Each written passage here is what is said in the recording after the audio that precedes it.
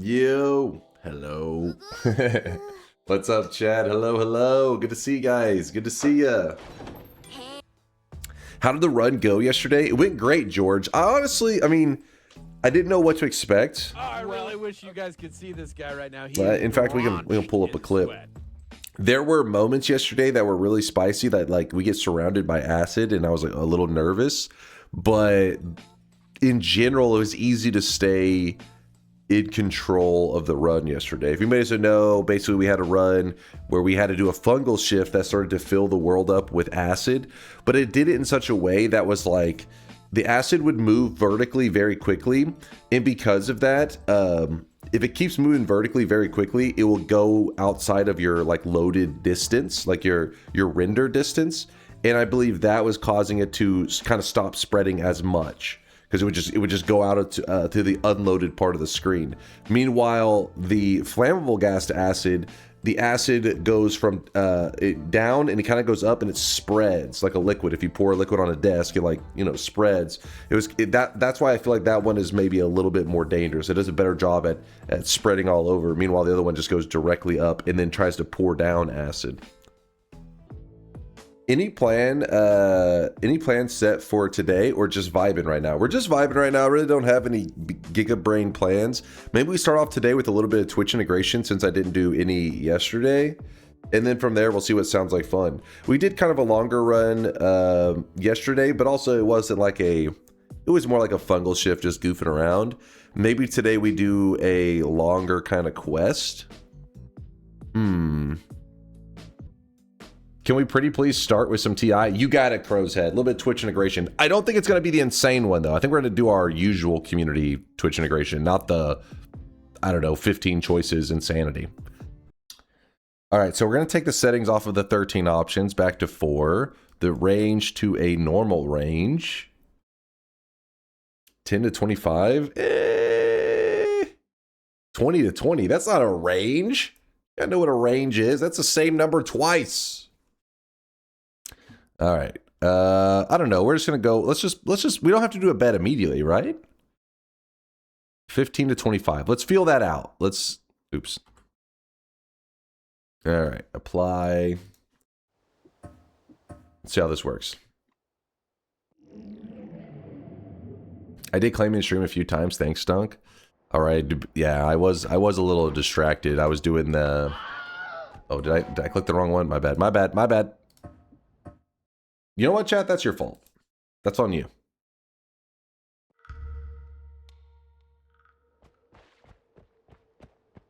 Is it working? I hear a scream. That's concerning. But then again, Alan just loves to scream.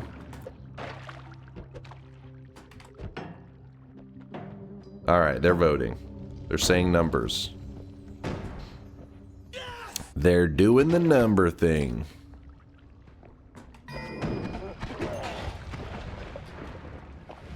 This should feel like baby mode after what torture we went through, right?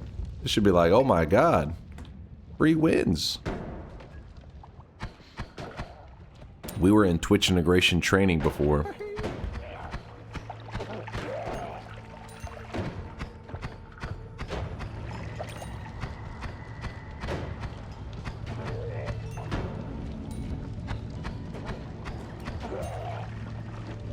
Damn. Come on. Come on.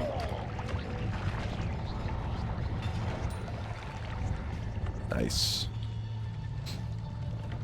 Nice. Oh shit. Sorry if there was any subs. I may have missed it. No, we're good. Make sure we're caught up. Throw that over there.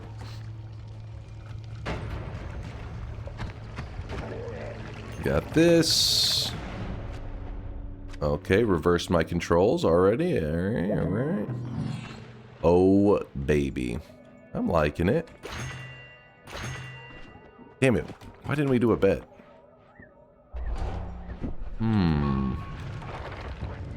What was I thinking?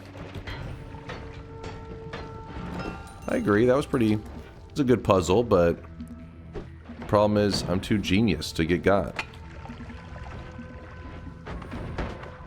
Okay, that could have been bad. That could have been really bad.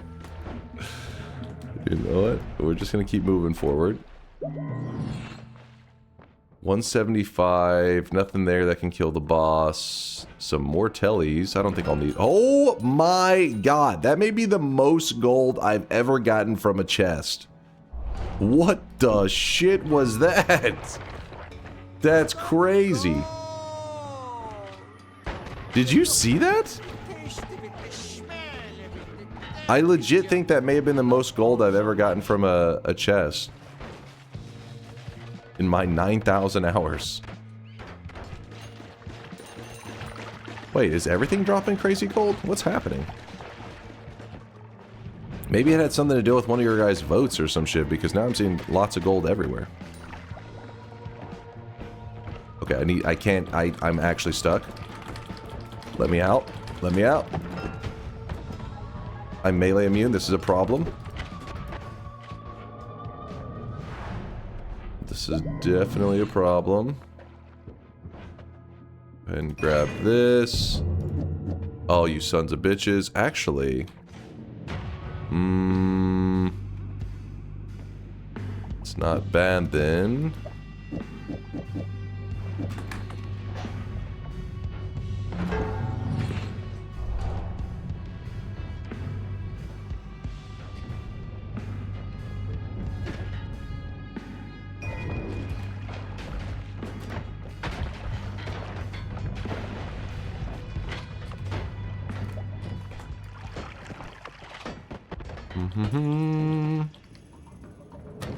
Good work, chat. Good work. Our boss killer. This is definitely a boss killer. That's fine.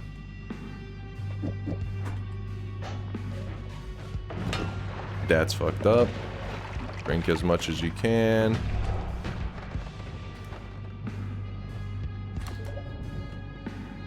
Come on. Oh, chat wanted me to hurry me along. I appreciate you.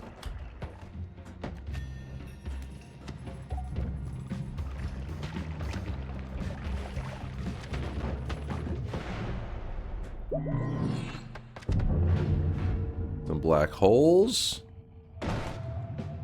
Don't mind if I do.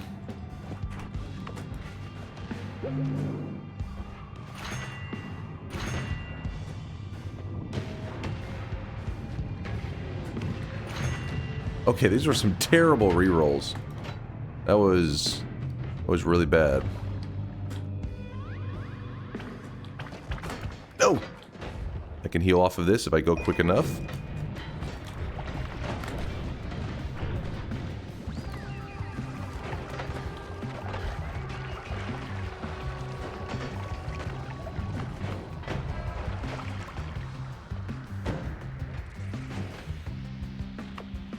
Doing your best, chat. You're doing your best. You just didn't realize you were dealing with a professional gamer. I get it. Oh, oh, oh, oh!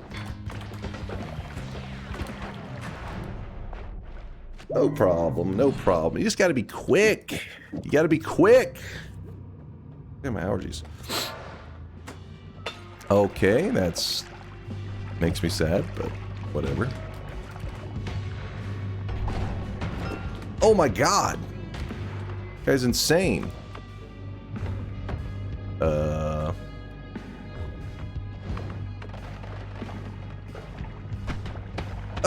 Oh!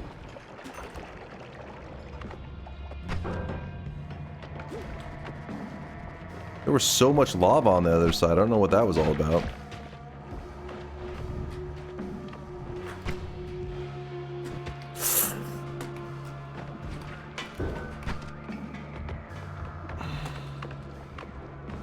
How's that earthquake thing still going? I swear that thing's been just firing off for an hour. Oh! Oh! Oh!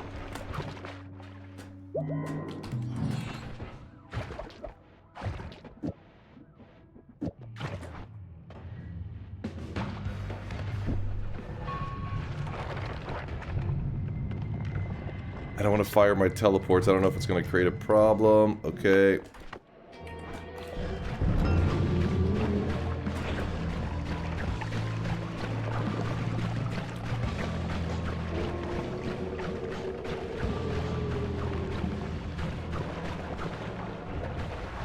Nice work, bitch. I think we just say that's our TI for the day. What do you guys think? What do you guys think? I think that's a good one. Nope. Done for the day. No problem. Thank you, chat, for the GGs. Not a game. We talking about practice. We're talking not a game. Not a game. We're talking about practice. Fuck you, Dunk. That was such a baby range. Trading wheels equals baby range? It was 15 to 25. No bet. What? Doesn't matter. But good job, Baldy. You guys think I can't just repeat this and just do it again?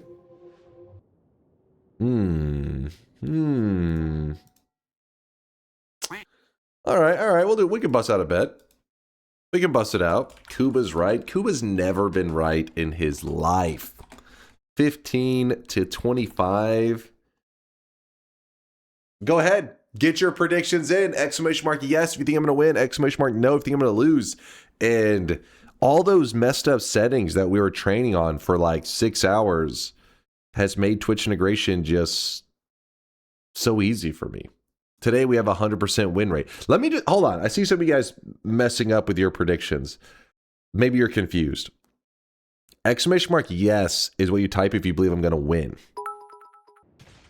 But, so this is a win. A lot of you guys haven't seen this screen before. This is the victory screen. Do you want some hype? Try this. We don't need any hype. We have all the hype, Dochin. We're full on hype. Bets are officially closed. It's go time. What's up there, Iceberg? How's it going, man?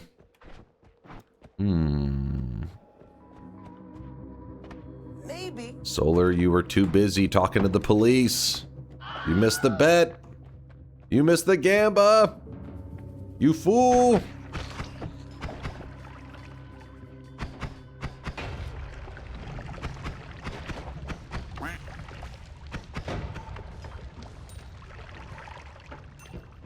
No, I don't need broken wand. I probably should have checked that, though. I remember back when the money shot vote wasn't that bad. It was a simpler time. Now, you don't even really gain anything from killing stuff with money shot. What in the...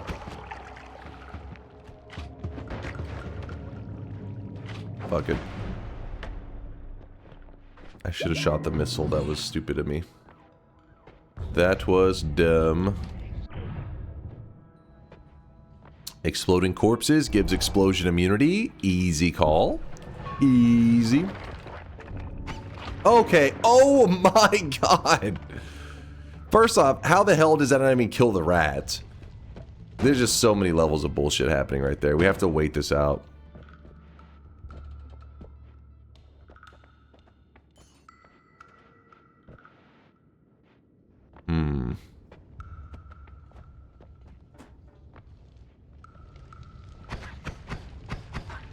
A little scared with that.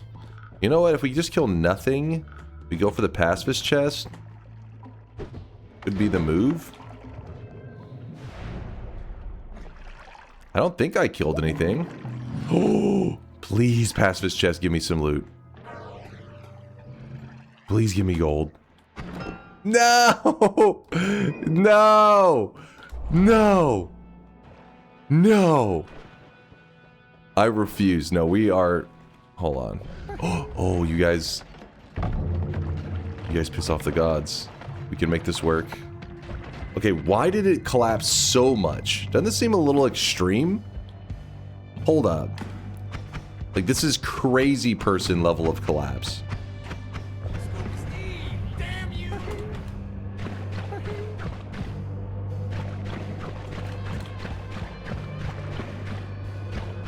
Oh!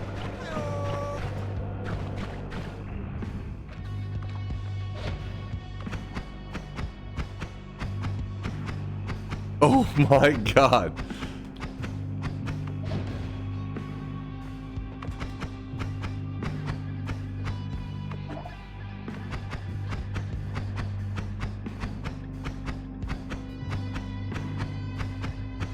That snail is... Oh my gosh! Somehow I threaded the needle there. And it took 5 hours to regen that mana in the first place.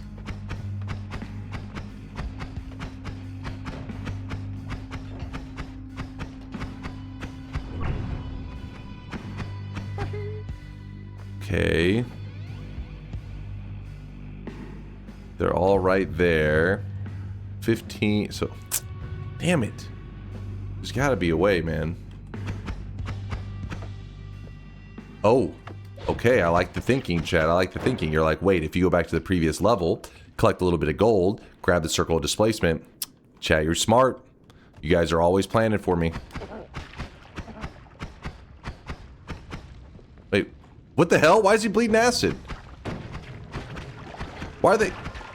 Oh, it's because he must have been an enemy that was there before, part of the acid bleeding crew. 115, I think, is what I needed, yeah?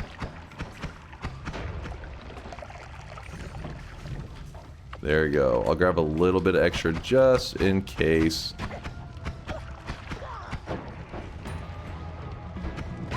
Oh my god, that's a little bit too crazy. Okay, okay, I forgot about that. I wasn't paying attention. That's fault.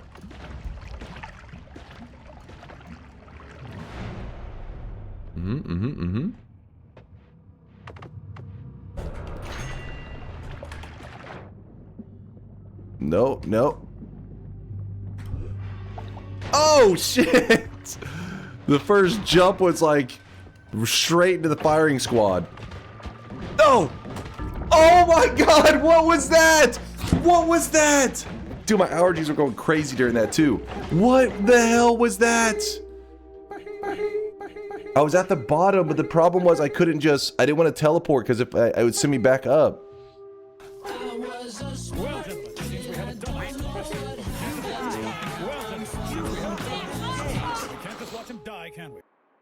It sucks because it was like just enough enemies that I was thinking, oh, I can hang around. But when I took that blooper shot right here, this one here, oh my god. So that's why you worked so hard for the circle of displacement. I was at the bottom, if you guys can't tell. If you see, you're probably confused. This right here, I'm pretty certain is the Holy Mountain right there. So then I didn't want to try to telly down, so I just needed to shoot a missile right there, and then I'd have been in the mountain. Fuck! The crappy thing is, out of habit, I tried to levitate too, because usually when you're shooting an explosive, you get away from the explosive while you shoot it. But I had exploding corpses, didn't I? So I could have just walked directly down and just let the explosion hit me because it didn't matter, and I would have just... I should kick your fucking ass. Oh, come on.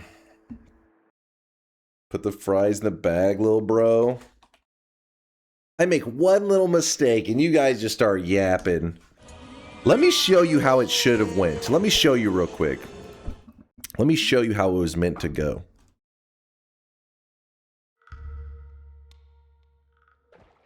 Nope. Damn it, polymorphine starts.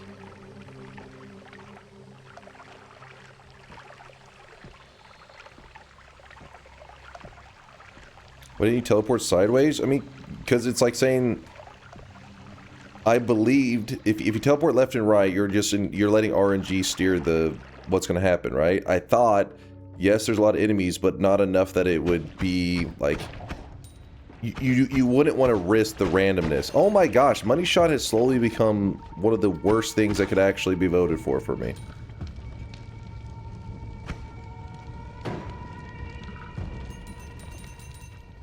Used to be where if you used Money Shot correctly, you could do as much the damage that you got out of it was actually worth it. Now, it's not even worth it. Oh, come on. It was just a random, like the worst time to get it too when I have absolutely no money. Oh. Hello, little buddy. Oh my god. You piece of shit.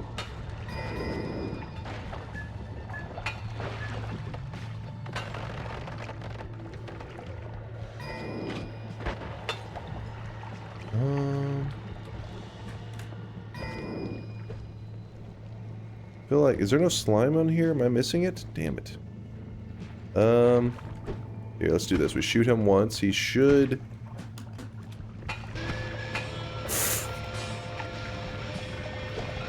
It's fine.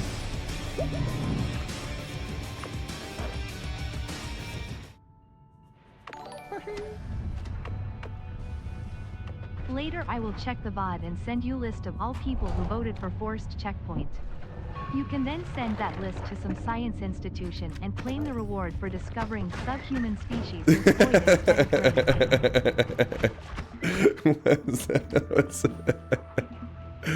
That was such a Kuba comment right there. That's so funny.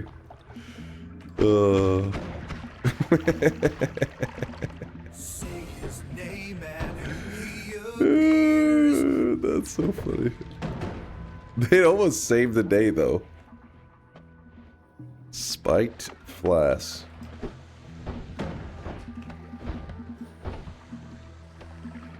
They were almost heroes.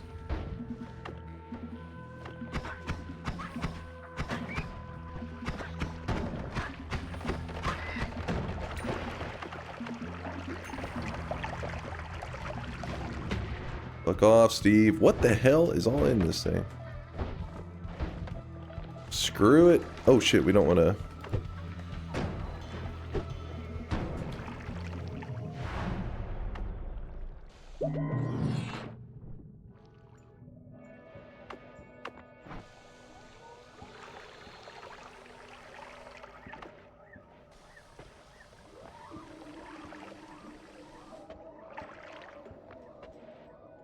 Eh. Then we just telly.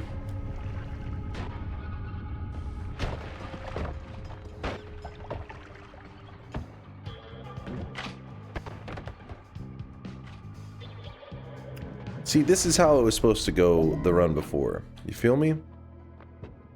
This was the one. Oop.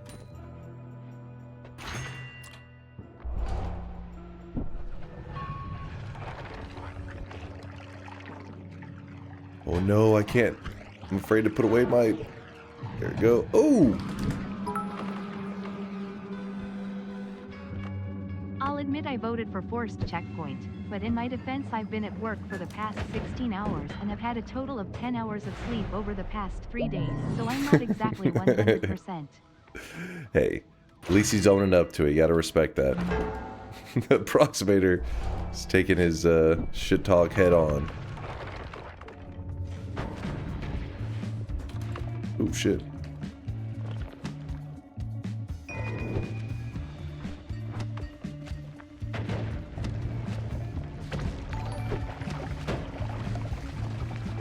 When I got here 5 years ago, the TI believers had integrity. They voted yes, but still wanted to kill Dunk.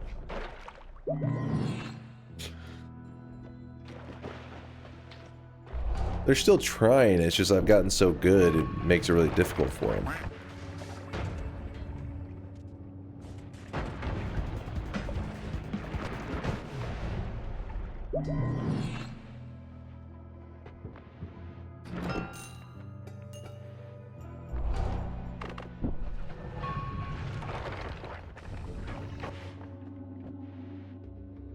Right off of me. Oh! Oh! We're gonna chill for a moment. Got a little bit of... Oh, shit. Okay, I tried to pour that out. What's in here? Freezing vapor only. Not what I had in mind.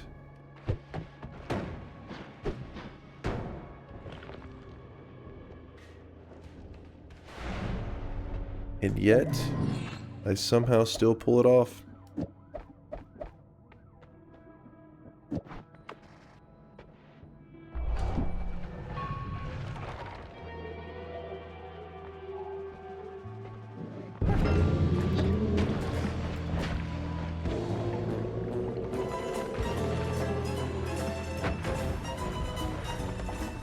What was that?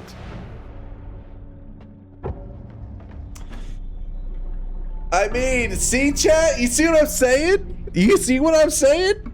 We've done 3 TI runs, and I've won 2 of them. 66% win rate today. That's still solid. Doesn't count. Wasn't a What? bet. I mean, it like, we still got to win. It just so happens to be that we didn't have a bet going at the time, purely because I don't want to feed your guys addiction. Relevant clip, a note somewhere for a moment just like this. Where was it, chat? Where was it? Oh, okay, yeah. Wasn't a bet, doesn't matter. Easy. WECANT. No. Can't you guys ever be respectful to my wins? Whenever I get a win, what you should be doing is you need to be saying well played and applauding.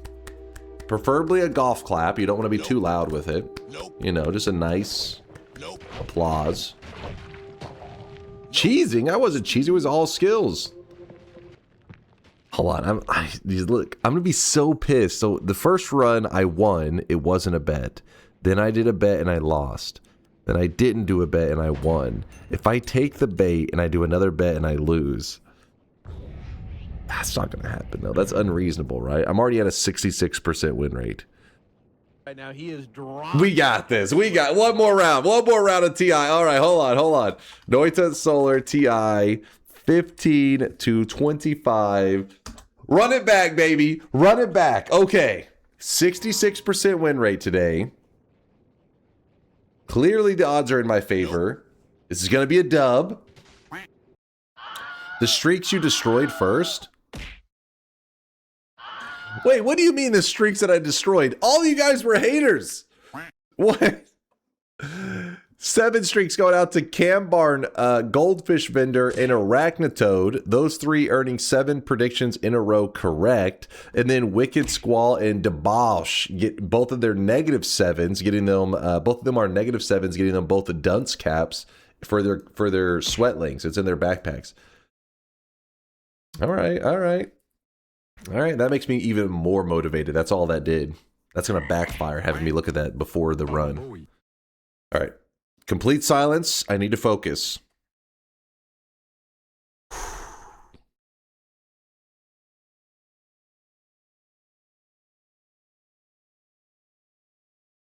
Thank you, Chad. I appreciate you respecting the silence.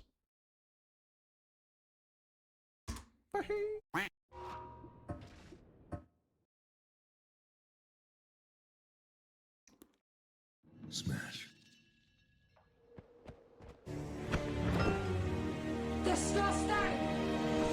Spin! First chest, a little disappointing. Okay, that's also being annoying.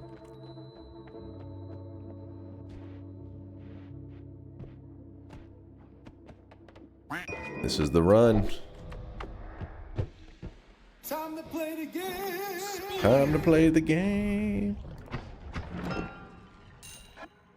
That could have been crazy. First, it looked kind of like a crazy one. I was like, oh baby. First thing, right off the bat.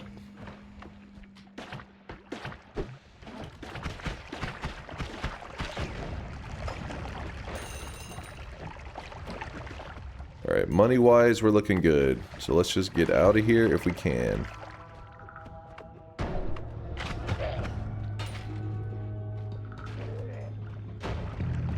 Worms.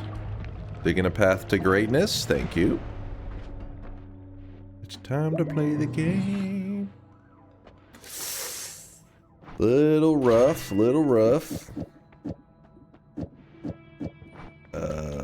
Sure. Some poison. Why was I on fire? Oh, blood turned into lava? Oh no. That could be scary. Let's try to pacifist chest this route if we can. Whoa! That's potentially dangerous. We're fine. That looks so weird with the phasing. Okay, this is a problem. I actually have to kill some damn... Oh, nothing died, I don't think. Waiting out the temple curse.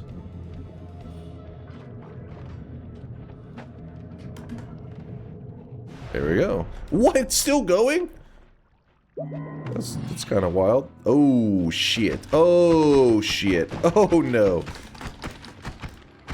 Please, let me out. That was so lucky the guys didn't go for the melee.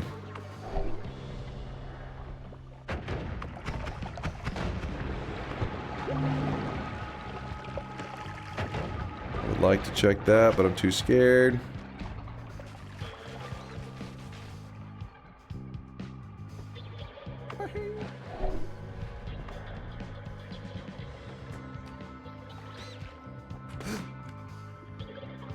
You can have the bombs.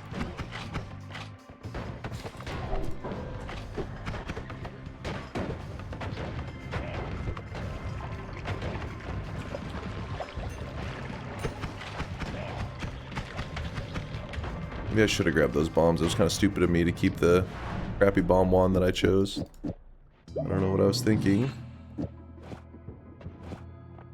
Sure. Admon is so tempting. Oh, that's a boss killer. Hold up. Hold up. But wait, there's more. Reroll into teleportitis. That is not teleportitis, in fact. Oh well. Oh no. That's not cool, man. Nope, get off the explosives. What is happening? Oh my gosh. Okay. Stay low, stay low. Whew. What does he have? Ooh, don't get in front of that. Don't get in front of that.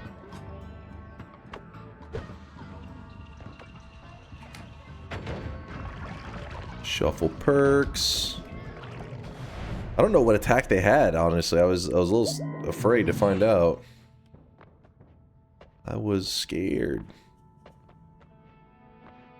We're gonna go with Wand Radar. Clearly, such the obvious choice. Some people that are new players wouldn't recognize that as like the move, but it was. Trust me, it was in fact the move. Oh no!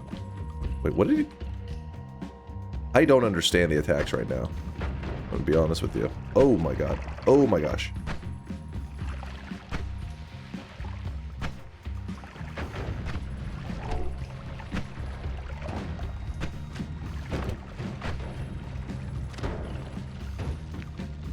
Damn. We actually going to the left? What is going on with that guy? He's shooting blood material, I think, and then... Oh, I want that, but there's no time. He was shooting blood material, but blood had been shifted into lava, I think is what was happening.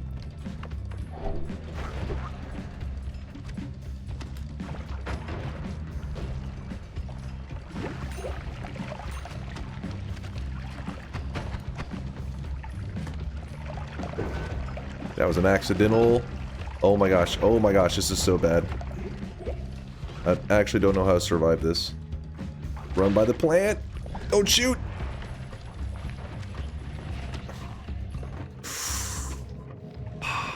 Sometimes I even amaze myself.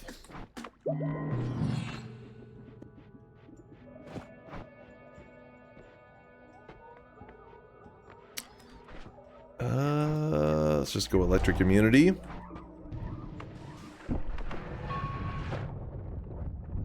Interesting. Interesting. Well, that's not cool. Please move, move. Woo!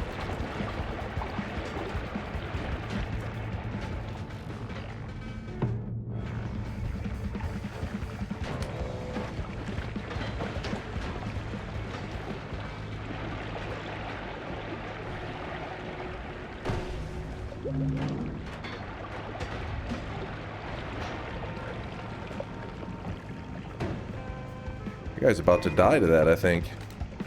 There he is. Scrambled wands.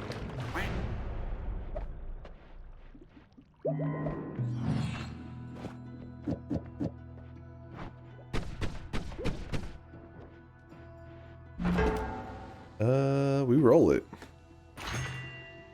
Shield it up. Let's do this. It's gonna be kind of a risky move I'm about to take.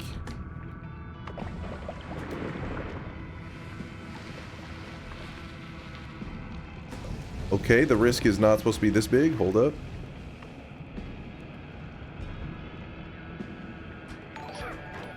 Hit me!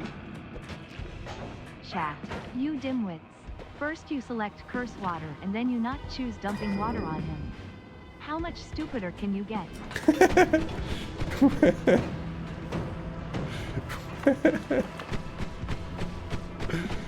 Oh shit, that's a classic. There's a polymage over here that's making me uneasy. Yeah, right there. We do not want to be near him.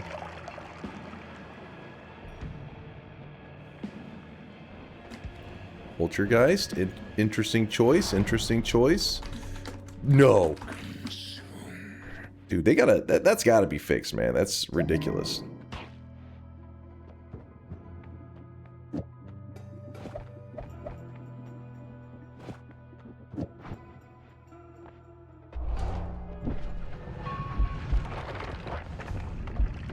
Interesting. I think I'm gonna wait this out, honestly. It makes me a little bit scared.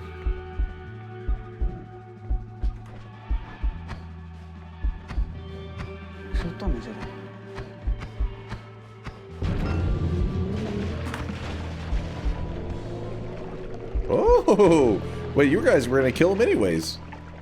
You're like, don't worry, I got this. Damn, son. I'm a professional. Woo! That's how we do it! 75% win rate, D's nuts! That's what I'm talking about. Woo! Yes! Win number 2,659 is a sweaty one. Master, I see you with the well played. I see you, my dude. Now, you can't see me too well because I'm in the darkness, glowing with the holy sweat, but I put out my hand. I shake my hand. Well played, opponents. Well played. GG. This is a baby range now. Your need to do yoke range for a challenge. What? Listen, I had my hyperbolic time chamber training arc, and I've come out stronger than ever. I'm too goddamn powerful is what chat's trying to say. If you guys weren't here last Friday night / Saturday morning, we did a 6-hour Twitch integration session with the most fucked up settings that you could possibly do.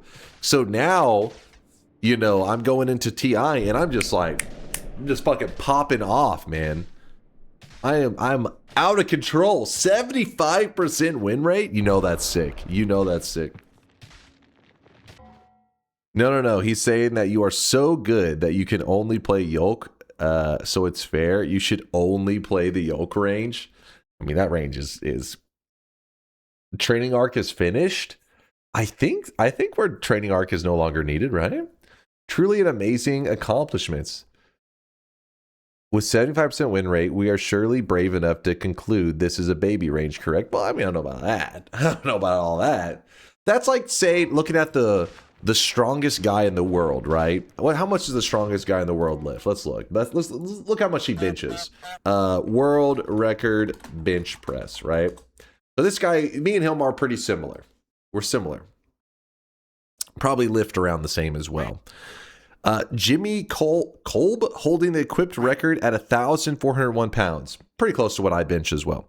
So it's like saying this guy lifting 1,401 pounds is now light because he can lift it. That's not how that works. That's still insanely heavy. It's just he can lift it. You know? You see? You understand? So this range is insanely impressive. It's just, I'm him. I'm him. Also, by the way, the fact that guy can bench 1,400, how the fuck is that even possible? What the shit? Is he a cyborg? I mean, I know there were surely some super ultra omega steroids involved, but still. Let me lock it in. I won. Dunk X world record holder slam? No, I'm not. Okay, well, kind of technically true, but... Oh shit, hold up. Dunk's relieving himself on stream. I'm very, very sorry for not stopping the timer in time. I was fucking shocked. Actually, very bad run. I could do that much faster, but this is my first world record, I guess. What is the fucking chance to get the altar in the right side of the first world? Yo, hold up. Yoke lost another world record. From Nallery. Let's see this. That's their first, well, I don't know if it's their first place. They may have had a first place in the past. It's just, maybe they've been overtaken. But they got a first place in the Sacred Barrel run. Nice. Is it legit, though? I mean, it has to be. Well, I don't know about have to be, but they believe it is. It was even verified by Yoke himself. That's pretty spicy. Sacred Barrel? Sacred Barrel is an interesting category that at first, like, I thought it was just some meme category shit, which I guess a little bit is, but it's actually like a real quest that it looks like the devs were making at one point and then never finished. So then people made it into a speedrun category. It's kind of interesting. I'll rant on that in a moment if you're wanting some yapping.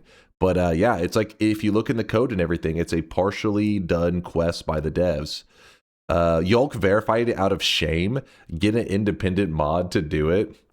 Listen, if there was anybody to verify a world record, Yolk would be like the best at it.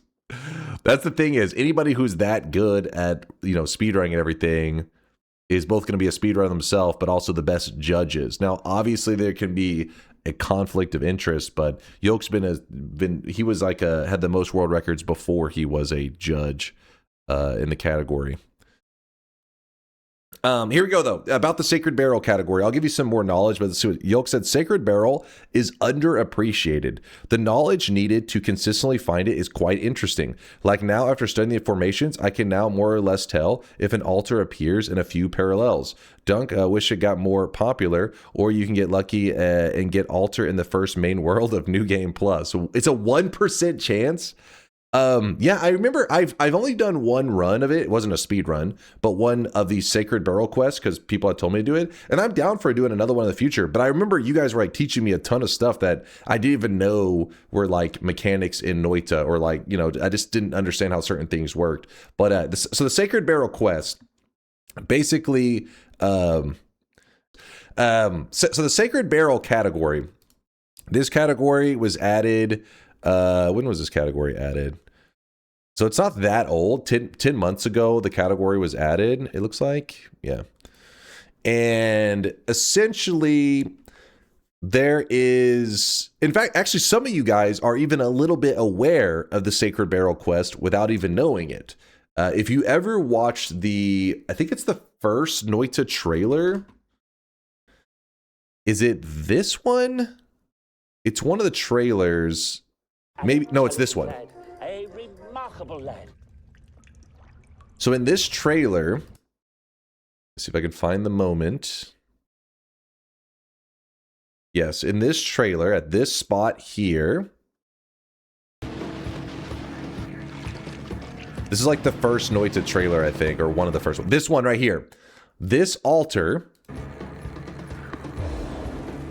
while it is in the trailer, it was thought that it didn't actually exist in the game anywhere, like you couldn't find it. But this actually does exist in the game. In fact, this formation, this exact altar, can only spawn in New Game Plus, right? I mean, Yolk may have to verify the exact like ruling of how it spawns. But yes, in your regular run, we're not talking about a modded run, anything like that. You can literally go into New Game Plus and find this altar. It exists there. And there's even a tag in the code which is called like the Sacred Barrel tag or something like that. And this altar, you're meant to sacrifice something with the Sacred Barrel tag at this altar. But the reason people say it's an unfinished quest by the devs is people dug through the code and nothing is ever tagged with Sacred Barrel. It's like They started to make something. They made it so it spawns in New Game Plus, and it's very rare. It has to have a sacrifice at it, and then just nothing else to the quest. They just never did it. So if you want to do the Sacred Barrel run, you have to have a mod that's called like, basically, I think it gives the main character, the Sacred Barrel tag. And when you find the altar, I think you just run to it and it kills you. So it gives you the Sacred Barrel tag. That way you're sacrificed at the altar. And so it became its own category. You'd have to ask the devs to find out what that was all about. Maybe it was literally just for the trailer. Maybe it was never really meant to be a quest. We just assume it was. Maybe it was just they made this for the trailer and then never removed it from the code afterwards. And so it looks like an unfinished quest. Yolk says that it can be found in New Game Plus or in Nightmare mode.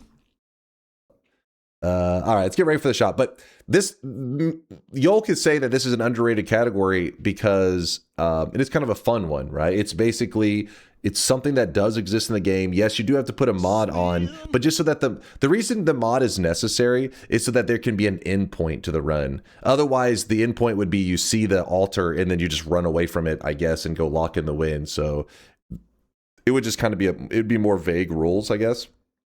Here you go. Yolk's giving you a little detail, some details right here. It doesn't spawn actually. It's a bug that in the overlap of biomes, the 6th prop, which is the altar for snowy, or the 8th prop for mines in overlap for a couple of biomes. Wait, that's kind of weird. Or 8th prop for mines in overlap for a couple of biomes. That 6th/8th prop, which is different for biomes, becomes that altar. A list of props. For snowy, meat biome is hanging cage. For Lukey, it's a hanging vine and overgrown. It's a fungal spore trap, invisible. Mines is different. There's more of it, but this is like the basic info. I think mines overlap of snowy exists. So there you go. See, Yolk knows his shit. And in fact, he was the former world record holder in, which one was it? So he was the former world record holder of this category. He doesn't even have one submitted in the seeded category. But yeah, so basically what he's saying is he was explaining how he hunts down the setup for it. So this guy apparently just stumbled into it. We could check out his run. It's about 10 minutes long though. At least we'll go to the end point. I want to see how he pulls it off. Let's check real fast. And we're about to do the shop. Yes, we're about to do the shop. Give me one moment.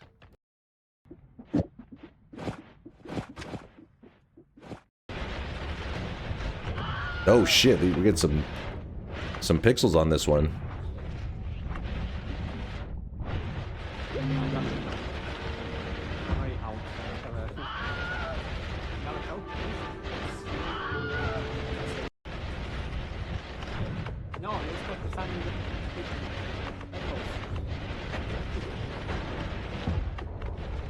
Is that the... Oh, right now he's just gathering for New Game Plus. So he goes into New Game Plus. Holy shit, he's not in New Game Plus for very long. He's in New Game Plus. Diving down. I know it is blurry. It is a bit blurry, but hey, not everybody has like, you know, yeah, some people are Noita on a budget setup. I get it. Not everybody has money to waste on getting the perfect capture. So you're pretty much just scrambling around looking for the setup. There it is. And then, yeah, see, his character just dies exactly on it. He was quick to show those mods, wasn't he? He was quick to that. He was just instant. That may be a hard one to beat. How much is the time improved on this? Timer is improved. Ooh. Shit, a minute 10? Main world overlap only really happens between snowy plus overgrown, and the chance is roughly 1%. So you're saying that one will be... that one's going to be a rough one to overtake? Huh. All right, I think we hop into the daily run, yeah? We've been yapping for a little while, talking about Noita, talking about world records, did some Twitch integration, farmed many wins. Chase, check this. What am I supposed to see in there? What is in Chase, check this? What? What are you... what? I don't understand. Why is this... It says, you think Chase could throw TI runs in this suit? I think you guys got to work on what is necessary for stream to see. Because this, I would say, doesn't qualify. Disgusting. Streaks? Yes, that's what it was. I knew I was forgetting something. I knew it. Nonstop, congratulations on your dunce cap. You weren't trolling. He was not trolling. He really was. If you did it, Nonstop, you did it. All you had to do was believe. If you just believe, congratulations, my dude. You're the only one getting a streak. Everybody else seems to be paying the price. Cyan even losing their 13 streak down the drain. 6 streaks down the drain for Schlapsky, Juan Steed, Joe Vanillo, Andrew. High and Mighty, Hardcore, Stashless. What the hell? Spartan, Forkaizen, Nodulant, and King of Squid. Damn, that was a lot of streaks down the drain. I had no idea. Took him years to pull off. No, he's lying. He's lying. He gets 7 streaks all the time. Okay, so for our daily run today, what kind of Noita adventure are we thinking for the daily run? Are we wanting to do a sun quest? Are we wanting to do some moon quest? Maybe do Sacred Barrel? We could Sacred Barrel. We could. I'm currently working on a comprehensive guide on the formations. If it gets completed, I'll hook you up. Yeah, that would be and then I would do a run right away if you had if it's completed, I'll hook you up with it and you'll check it out. Yeah. I would definitely, if there's a guide for it, Yolk, and you let me know about it, I would probably do the run right after that and have your guide to like follow while doing the like looking for formations and stuff. Would help a lot. Guide gamer? Come on, chat. What are you talking about? That's like you need that for the Sacred Barrel run. It's like some craziness, man. Sogar's just wanting 20 random fungal shifts run, which I'd be down with that if you guys want to. We haven't done just like a full sending it, just random shifts, see what happens kind of run in a while. I know you did a shifting run yesterday, but maybe a greed curse shift of some kind. If not, then all boss, but you have to kill the boss with the sun. Take the world record on Sacred Barrel? Oh, hell no. Not after what we just saw. I was saying, what if we just did all max fungal shifts, all random, no looking up the shifts. So we just do 20 fungal shifts on the daily, while also doing like an 11 orb run. Maybe? Possibly? And a moon? You want a moon quest? Wait, let me think. And a moon quest. We could do that one. Are we coercing Dunk into a max roulette? I think they are, KLP. I think they are. What if we do that? Yeah, just max fungal shifts while we grab 11 orbs, and then we do the moon quest while we're at it. We'll specifically do the basic moon quest. 20 isn't the max. Leviathan kill and supernova shifts too. No, the last one that you can do by getting your character high, damn it. You know what? We can just do it on the daily, and we'll just do... we don't even need to hide the seed, because we're going to do random shifts and no holding any materials during it. So, the way I see it is, fate already decided what it's going to be anyways, you know? Alright, Moon Quest, 11 orbs plus 20 fungal shifts daily run. That is going to be what we're doing today. Let me show you the quest we're doing in case anybody's confused. If I type !pillar... in the chat, !pillar will give you this image. Somebody said they wanted to see the dark moon version of it, but I think we're going to take the lazy way out, honestly. We'll see. We're going to do one of the two. We'll either do Void Moon, where you enter the center of the moon with all 4 normal essences. Maybe a Drunk Moon. Void Moon, Drunk Moon, and Blood Moon, I guess, should all be eligible as possible moon quest. Because the thing is, when it comes to the moon quest stuff, in case you're curious, there are several interactions with it. So the moon quest is a little bit tricky because there's it's kind of like all of these are considered the moon quest, but you really can't do all of them in one run unless you do some resetting of the world shenanigans, which it gets a little bit rough if you want to do that, but you can actually reset your world to do some moon questing craziness. So we'll just do one of the basic moon questing things. It doesn't matter which one. We'll decide whenever we get deep into it which one sounds like the best. Should someone check the daily seed for any soft lock shifts, or more just in case there's something you need to know? I don't think that's possible in what we're doing today, because 11 orbs, obviously the orbs shouldn't matter about any of the shifts.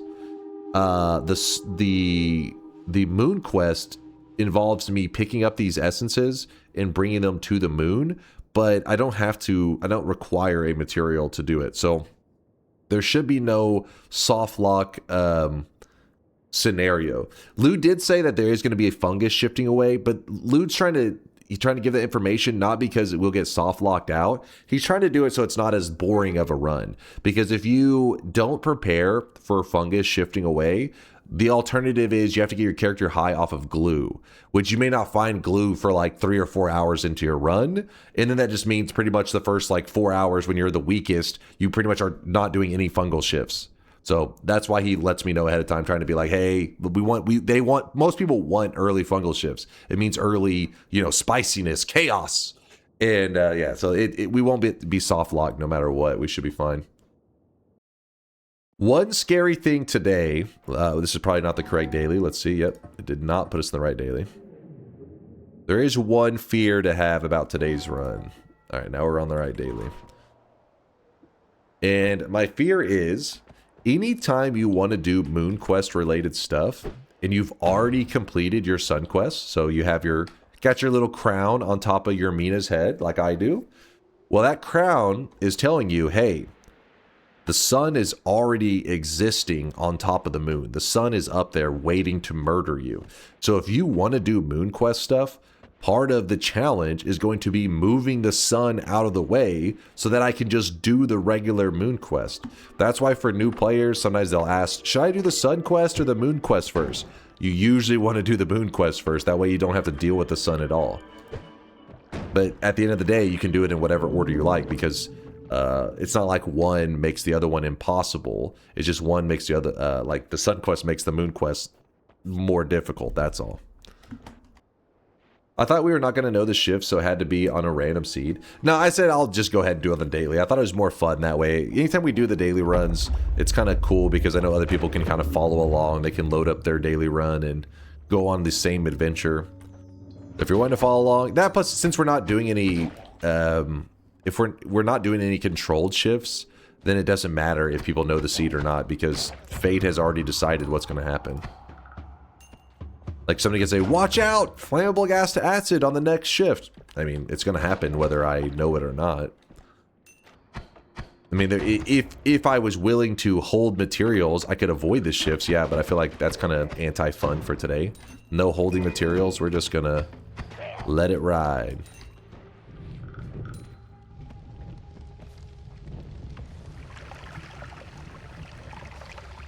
Damn fire.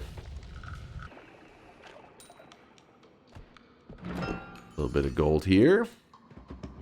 Ooh, a heart. I like it. Early chaotic poly. Remember, bubbles are like a really crappy form of digging, but they can dig. So if you ever want to try to save some of your TNT or explosives or whatever on like simple digging spots, then you can. Just know that if you shoot the bubbles from far back like this, you're going to drive yourself insane. You can cram the bubbles in walls, and that makes it usually do a little bit better on the digging side of things. But it definitely can be frustrating using bubbles for digging. But it's good to know for emergency. My Noita Mandela effect is that the bubble spark was one of the starting spells. No, I don't think bubble spark, yeah, it's never been one of the starting spells. That would be kind of a crazy one. If you're curious what I'm doing right now, I'm holding the Firestone because it makes you fire immune, and I was waiting for the fire that, because my character was on fire, I was waiting for it to end. So you can just hold the Firestone, wait for the fire to go out on your character, and then you can put the Firestone up.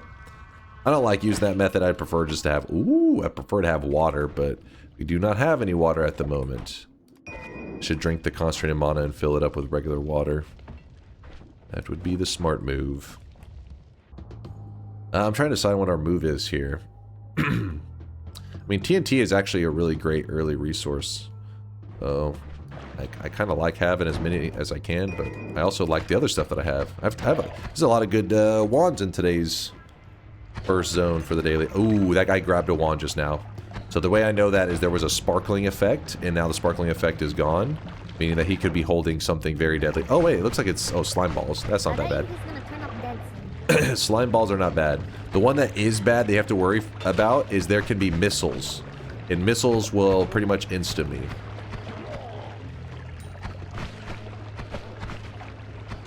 There we go, we got him. Oh, we got some water available to us. Can I share a funny chest I found in Nightmare? I think it's rare. A rare chest in Nightmare? Oh, wow, hold up. Oh, what the hell? So you got a spell refresh gold and a refresh mimic. I've never had a mimic. I don't think I've ever had a refresh mimic or a heart mimic in Nightmare mode. So this is very rare. I've never seen it before.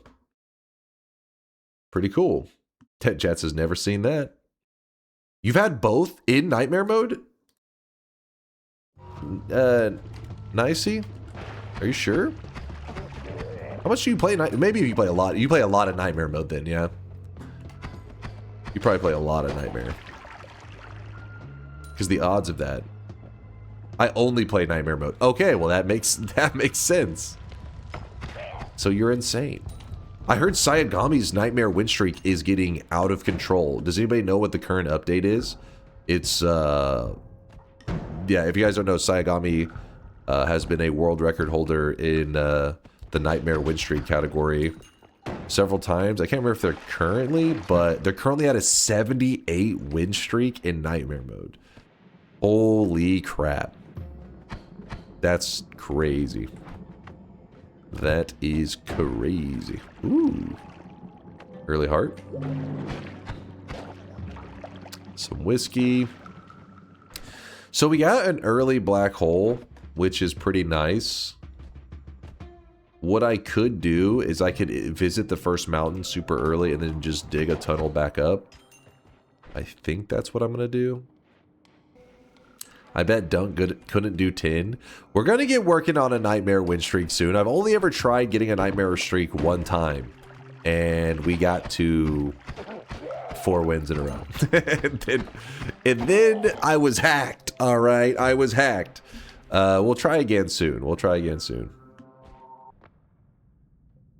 All right, I'm closing the predictions, by the way. Closing the predictions. I still have a lot to do in the first zone, but remember, if you get early black holes, that means you can get back to the first zone no problem. So I'll do that in a second.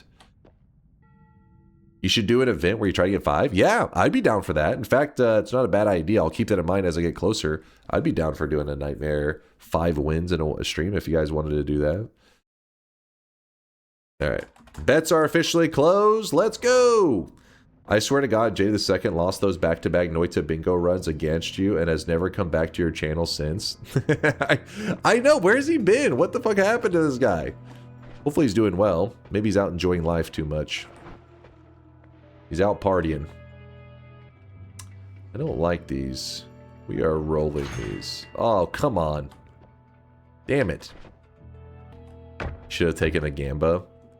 No, we can't risk throwing the entire run today off of silliness. Just being like, oh, let's try what happens with this. Oh, we lost. So we could grab Eat Your Vegetables, but I don't want to deal with that for an entire run. I will actually drive myself insane. Oh yeah, earlier I was going to talk about how Lively Concoction actually got even better using Sea of Mimicium. Oh well. Too late for that, yeah.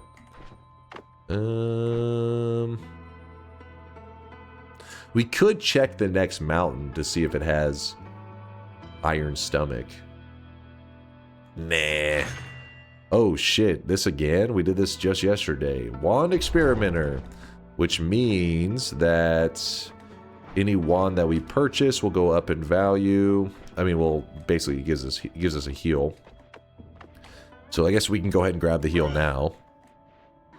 Okay, let's see if we're a professional gamer or not. I think I'm actually aiming too far to the... No, I suck! I knew it was slightly off. I knew it. If you're curious what I was trying to do is I wanted to aim... If I shouldn't have aimed at all to the left. It's also, there was 3 degrees of spread, so what I should have done is I should have moved the black hole here. I was just being lazy. This one has no spread, so it would have been a lot more precise. But we ended up pissing off the gods, so that was an accident. I was going to dig a alternative route that doesn't piss off the gods, but here we are.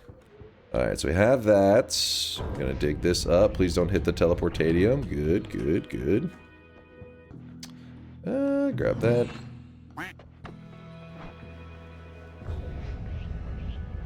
There we go.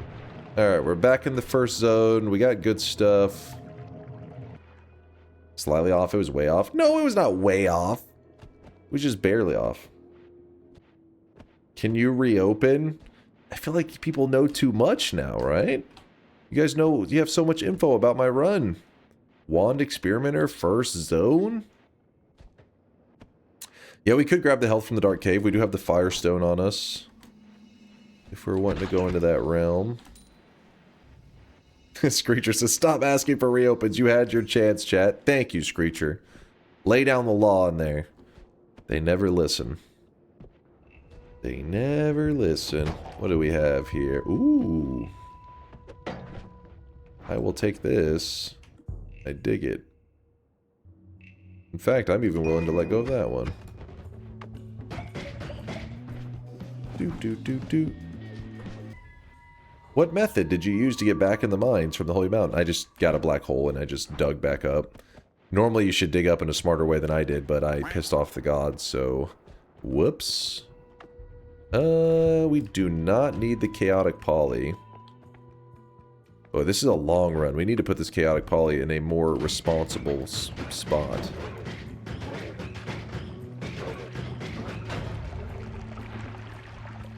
This is water. That should be decently responsible. There you go. Shouldn't break. What is the natural progression after beating the game? Now 3 times and thinking to understand the basics. Dunk. Hold on. The natural progression to understand the basics a little bit better. It feels like there are so many choices that I have no idea what to present. No, I get you. I get you. Noita is one of those games that you can almost be... You have decision... like paralysis going on. We're like, oh, there's too much to decide between. Either bosses or orbs. That's usually what it comes down to. You can do both at the same time. Start to venture out a little bit, collect orbs that you've never seen, or take on bosses that you've never fought before. Both of these are solid choices. And both can be done in the same run or different runs. Do it. Well, it looks like our first zone is decently cleared out. Frogs everywhere.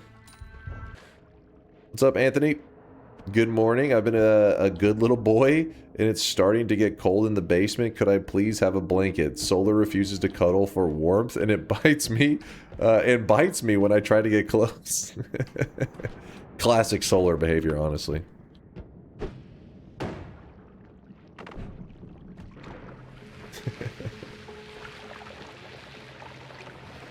Bringing out our Firestone, get rid of a lot of the water. The issue is, I really didn't prep any worm blood for this area. So do I want to go all the way to the surface, all the way over to one of the eggs and grab a worm and milk the worm for some blood? Not really. Well, we have that heart available to us if we need it and the heal. I'm not dying to go in there. More TNT. We are going to need the triplicates. Remember, we have Wand Experimenter, so anytime we pick up a wand, we should cast it so that we can get our heals. Heals are good. No big deal. And if we do this one, we can actually kill faster, but we have no range. I'm okay with that. For now. Chad, who should I play top right now in League? Easy. You close the game and you don't play League of Legends. Then you go to Steam. You install Dota 2. Congratulations, you're playing a real MOBA. Chat, just downloaded the original Dota 1 mod. That's a real MOBA. I actually can't even comment on it. I've never even played the true... Well, I may have, like, without knowing, played it when I was like a kid, because I did play a lot of custom games, but I don't remember playing the true original Dota. Most of the modded Blizzard stuff that I played was StarCraft, though. I remember playing a lot of tower defense, a lot of cat and mouse, and there was just so many custom games. Ooh, and always cast homing. Could be kind of interesting. Fake Dota fan. Actually, I've always told chat, my journey actually does not go through the original Dota to get into it. My journey goes through Heroes of Newerth, which is not nearly as popular as the other MOBAs. But that was my first real experience with a MOBA. StarCraft 2 custom games were the best. Actually, StarCraft 2 custom games is the one to credit why I truly got hooked into MOBAs. Because I played Heroes of Newerth, got immediately chokeslammed into the ground. Because Heroes of Newerth was like, you know, there were some gamers in that community. And they would tell you pretty hard. So being an Ultra Scrub, I just, you know, did Ultra Scrub things. Eventually got a little burned out after just like a month of playing. And then StarCraft 2, I was jumping around playing their custom games, and there was a StarCraft 2 MOBA called Sodus. So I was like, I know what a MOBA is. I'm going to try out their MOBA. And it was actually, you know, pretty fun. It wasn't the most balanced thing ever, but it was fun. And I remember as I got better at Sodus, I played it for several months, like a lot. And I started to get kind of good at the like understanding MOBAs and stuff. And so then I remember there was an area where people would talk, you know, strategy, or talk with some of the people who worked on the mod. And I can remember giving feedback on it. And one of the people that was like a mod or like in a high up position was like an asshole. And they made some comment about like, I said something about the balance on this is off, and it was like, well, if you wanted balance, you should be playing a different MOBA then, or something like some little sarcastic remark.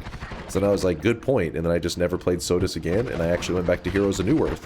And then this time I actually understood a lot more about how MOBAs worked, and I still sucked, but it was like I was having way more fun, because that's the big thing that draws, that brings people away from MOBAs in general, is when you're the new guy, it's not exactly fun being a punching bag. But if you can hop into a MOBA really early, everybody kind of sucks, so you can get a base understanding of it. So then if you play another MOBA, you're not like a complete punching bag. Damn it, I need more slime, don't I? Oh, I almost stabilized the whole thing. Let me try to get some more slime. StarCraft 2 had many legendary user map settings. Games, Sodus is definitely one of them. Yeah, I had a lot of good times. I remember we were talking about it just yesterday, actually, where there was this advertising from these one mod creators that they were going to make pretty much the world of StarCraft. It was going to be World of Warcraft, but with StarCraft in the custom games. And everybody was like, oh my god! I remember being pretty hyped, and then I don't think anything ever came of it. I just remember they had a trailer and classic hyping, and then nothing really came of it. Just play tank then? Tank? Well, you mean like just, I guess not every MOBA has necessarily a tank role, but there are tankier characters. I get you on that. How it feels to play fighting games. So I've never gotten huge into fighting games except for Super Smash Brothers. That's the only fighter game that's ever really clicked with me. I know the whole fighter game scene is like really big and popular. Just never got huge into it. I don't know why. Most competitive games, I'm all about it. Probably the one competitive game genre that I've just never truly dove into it. Besides Smash Brothers. Smash Brothers was awesome.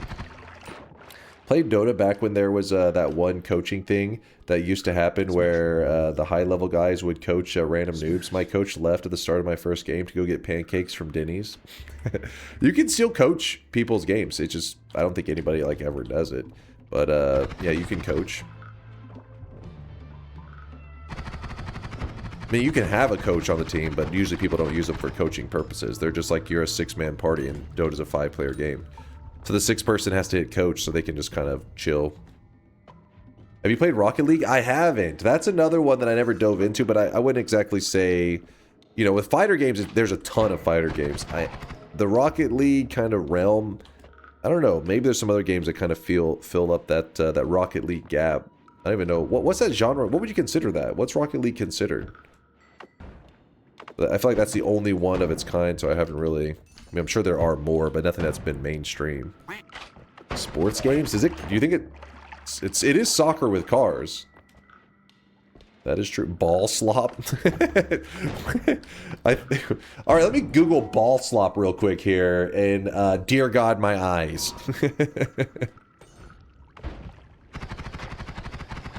Imagine that's actually the name of the genre.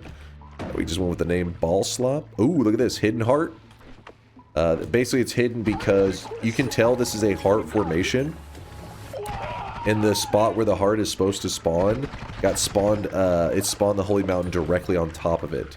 So that means that we have to shoot something that can dig Holy Mountain. And we get our thing here. So we have this wand, which we have not fired yet. Should have a heal on it.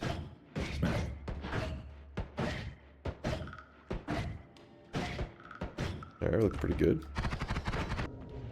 The precursor to Rocket League was called SARP? SARP? What the hell is SARP? Can't say I've heard of that before. Super acrobatic rocket-powered battle cars. Okay. Noted. So this is the main reason I wanted to go to this mountain early, is in case there was something called Stronger Hearts. That means I'll get double the value out of all the hearts that I grab. But there's a pretty scary decision to make. Give me one moment. Let me get over here. You want some motion blur on the cam? It helps with the immersion. So most new players, if you're playing today's daily, I would recommend grabbing Stronger Hearts. I think you'll get more value. Not even new players, just new to, even if you added this a couple hundred hours, I think you'll get more value out of Stronger Hearts.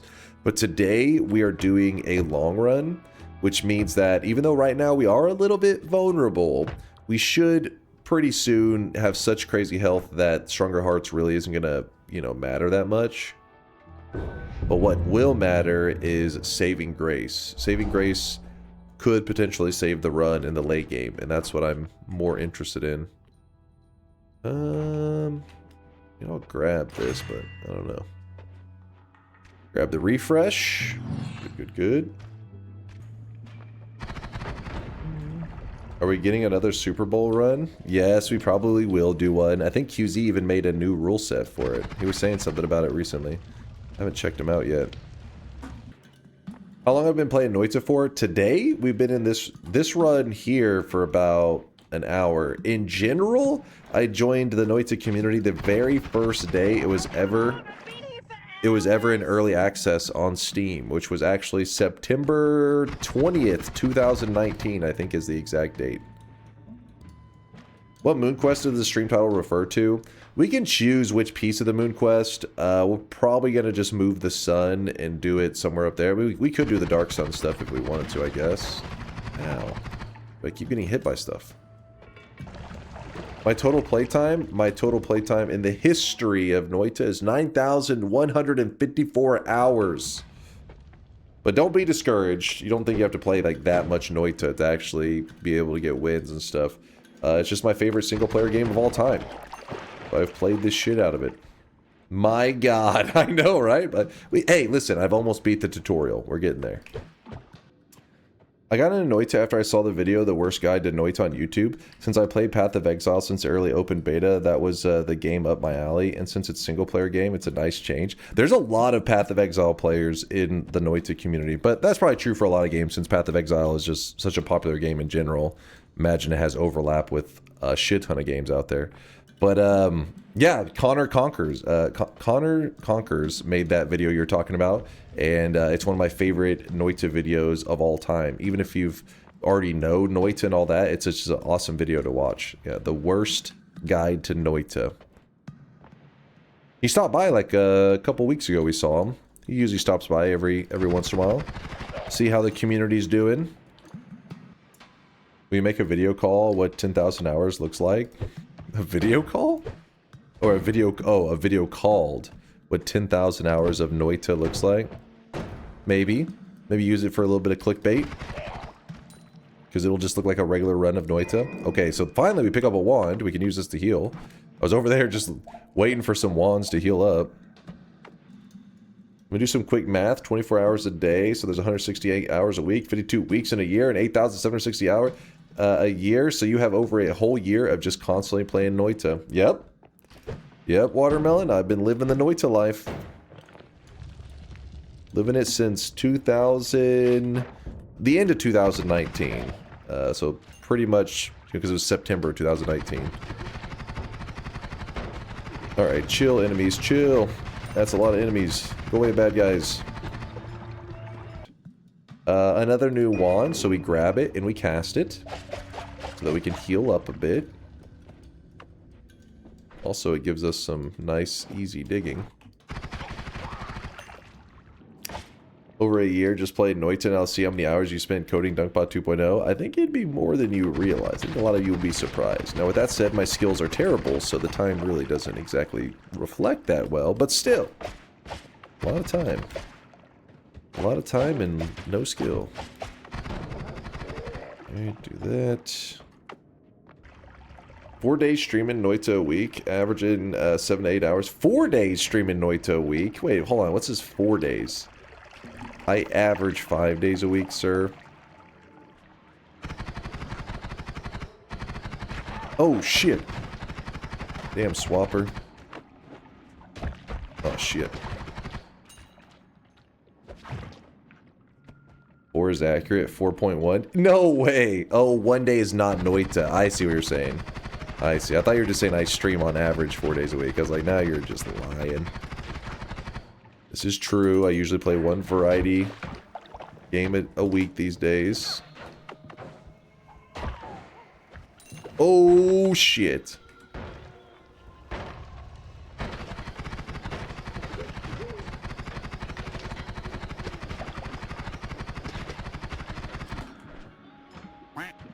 Just for a moment.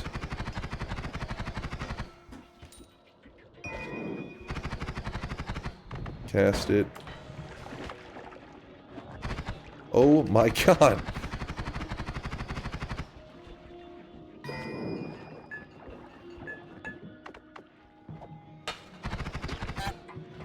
Quack. He was helping. I didn't trust him. Consume, you say? There's another wand I can heal off of if I need to. Can't wait when DunkBot 2.0 is out in 2045 and we'll get back to 6 streams a week.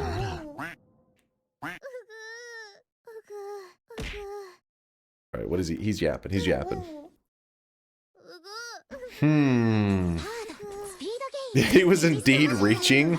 Oh my god. He's reaching. He's reaching. Chat. You're being a pain. I know we need to do some shifts, but... Oh, no. No Oni-chan crap. What do we have here? Concentrated mana. Water. Water. Berserkium. Damn it. Alright, how about this? We just grab one of these flasks. Doesn't matter which one. Alright. Grab the Berserkium. Now we need to empty out the Berserkium. You'll see what I'm doing in a moment. It'll all make sense.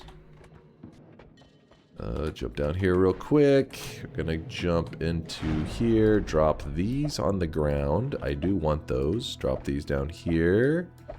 Grab these up. Put this here. Grab this. Alright, so what we have to do is grab a little bit of this toxic sludge. I was hoping to get a bit more than we got, but I think that may be enough. 1% toxic sludge? Hold up. I want a bit more than that. That's a little too small of an amount. Try getting it from below. There we go. 4% toxic sludge. Perfect. Perfect. And then we run, run, run, run. We should probably have a pouch before we make this run. Basically, by having this toxic sludge, we now have the ability to make a homemade fungus that does not shift away unless you intentionally shift it away. Like, if you just do random shifts like what we're doing today, it will never shift away. It's not in the pool of spells that are even, and pool of materials that are even possible to shift away. First, we need a pouch. Because without a pouch, we can't carry the new fungus around. So we are hunting for a pouch. It is the dream. And remember, every new wand that we see, we can just easily pick it up. And then we shoot it, and it will heal us back up. Just keep our health topped off. So where do you usually find a pouch? Recall going insane trying to find one for the perk remover. There are moments that you feel like you're going insane looking for it because you can get some bad RNG. It does happen. You just looking anywhere that you would find potions, the pouch can also spawn there. So formations that are common for spawning potions. Fungal area that you're seeing right here is a great zone for it. The best zone in the game would be the area that's called the Overgrown Caverns, which we nickname it Wand-Mart is what we call it. It's the same formations. Wand-Mart and Overgrown, Wand-Mart and Fungal, which is where we're at right now, have the same formations in general. They generally have the same formations, which means they spawn lots of hearts, lots of wands, and lots of flasks and pouches. Hopefully we'll get lucky and find it right now and save us looking all over the place. Save us from going crazy. Grid on oil. Shoot that, why not? Oh, it's salt potion. You don't see that every day. Do we have a reason for a salt potion? No. Salt potion's a rare one that really, oh my god. That could have been bad.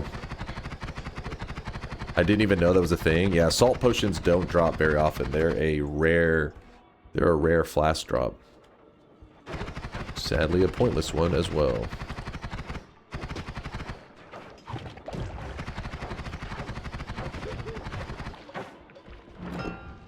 It's a firestone.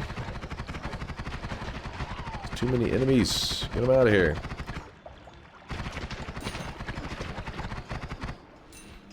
Man. Get these guys out of here. Still no pouch, it looks like. That's a pheromone flask. Oh shit, something has a wand down there that shoots out eggs. And there's a swapper. Great. Fantastic. Oh, there's our guy. There's the criminal.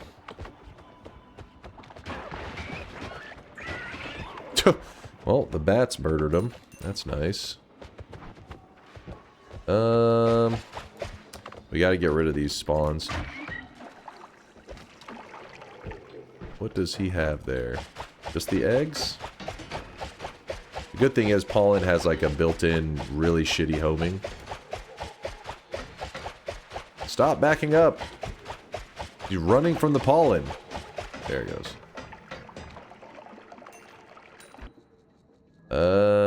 He already emptied out all the eggs, meaning that if we want to get healed by it, we can just pick it up and shoot it, and it will heal us if we need to. Which we are going to need to in a moment, it looks like.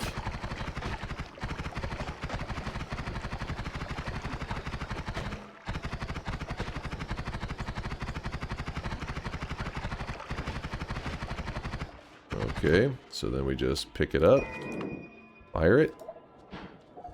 There we go, give us some heals.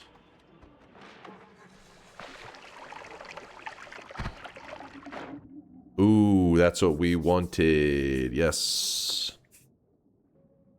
What I was thinking is we could just use this for our digging. It's just I kind of don't want to...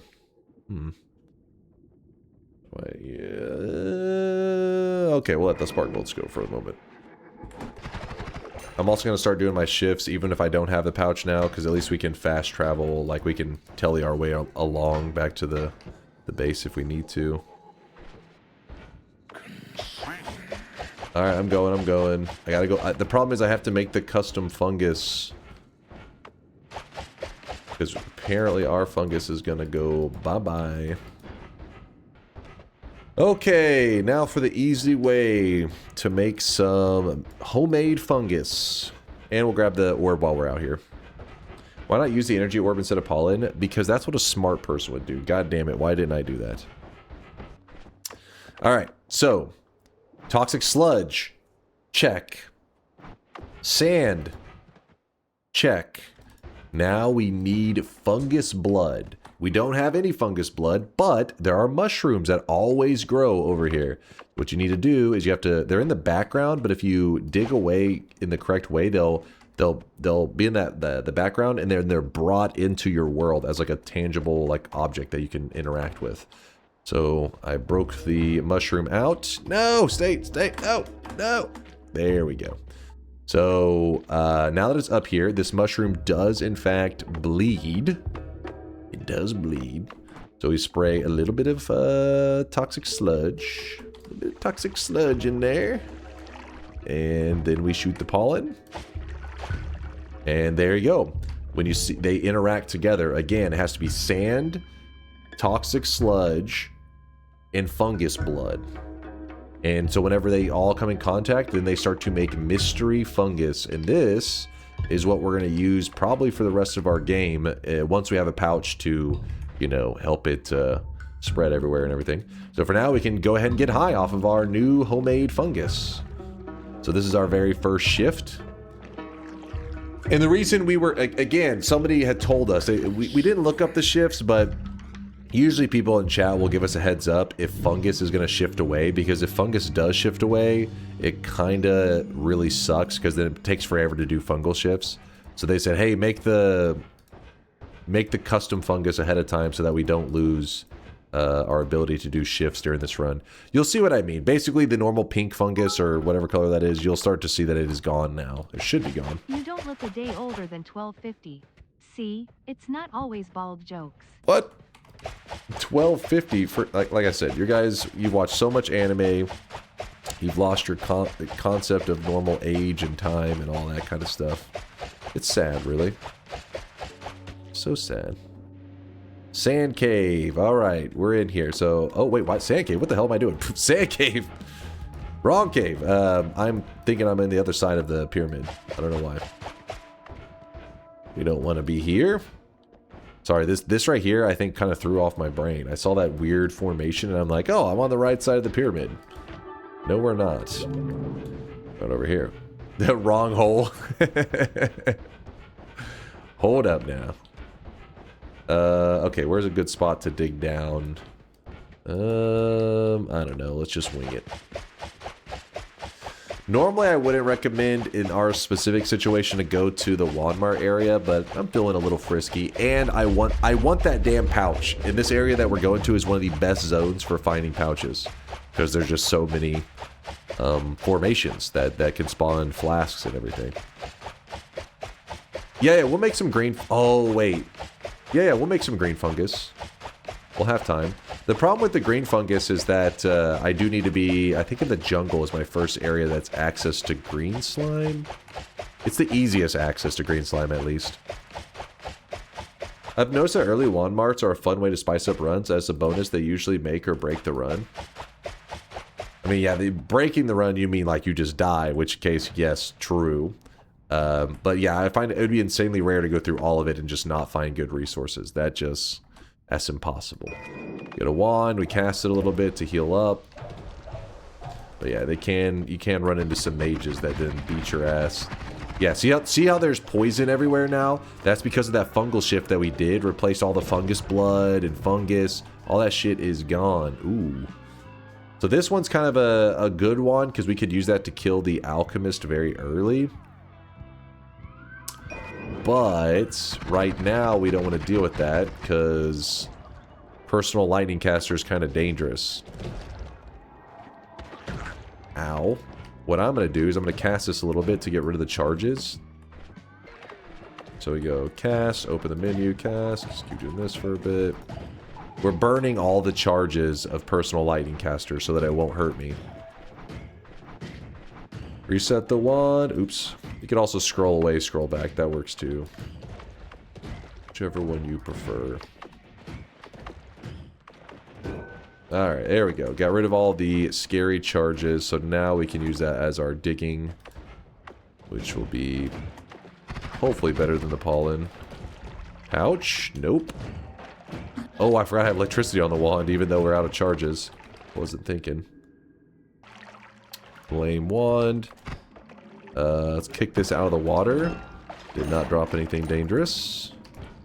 Pouch. Oh, it's a pouch. We don't need the toxic sludge anymore. Jump over here. All right, we have a pouch. Finally. All right, so we can start doing lots of fungal shifts.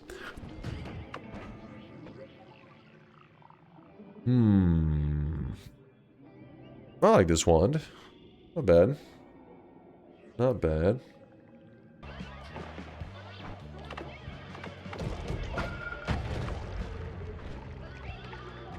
Why the fuck? Oh, the .03 cast delay was so quick. That could have gone badly. I figured I could cast the one rock before it casts the next thing after it.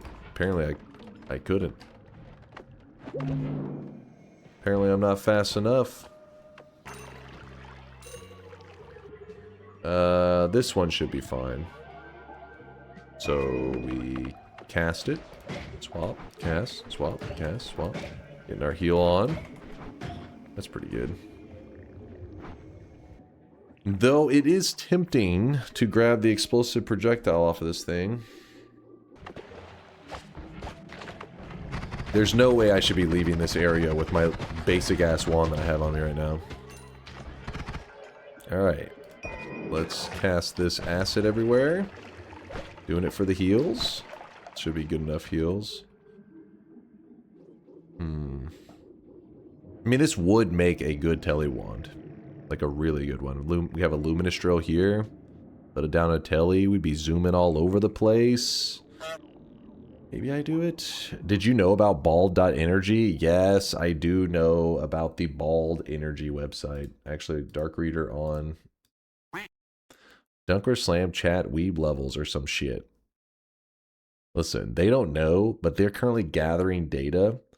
This list right here, whenever DunkBot 2.0 comes out, they will be in pain.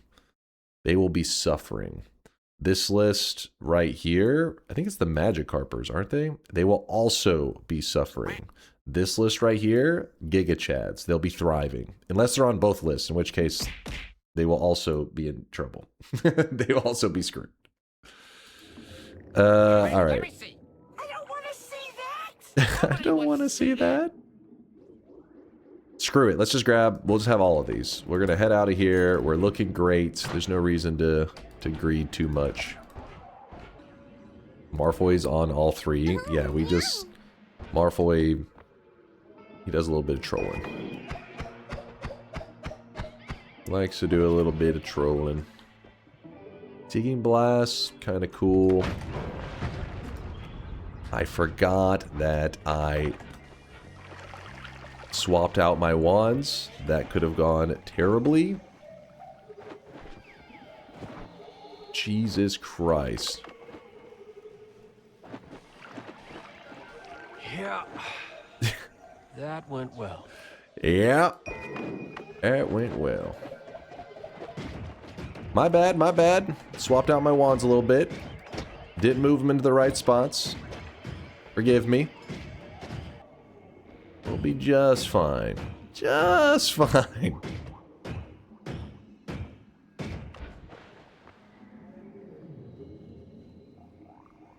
Still fine, right?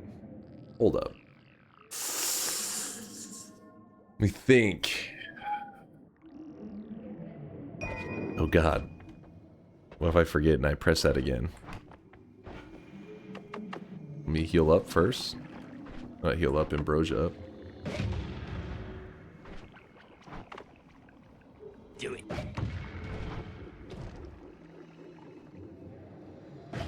We'll be fine. That one, not so much. That one will not be fine. You know, a little bit of chaos larpa. Sometimes you gotta embrace the chaos a bit.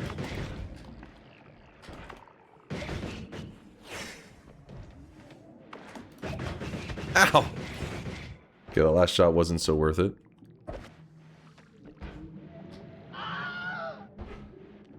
It's fine, it's fine. See, this one's okay. That one's okay, right? Then use this one to get to the next one. Next one, ooh, it will fire the propane tank at the same time. Let's not risk that one.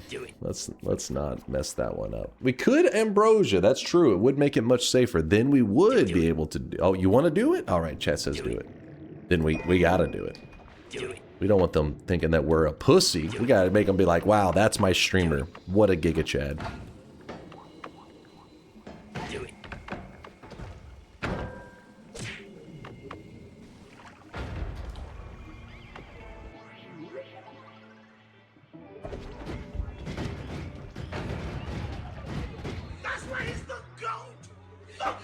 Okay, come on. No autographs. Please, Stardust. Please.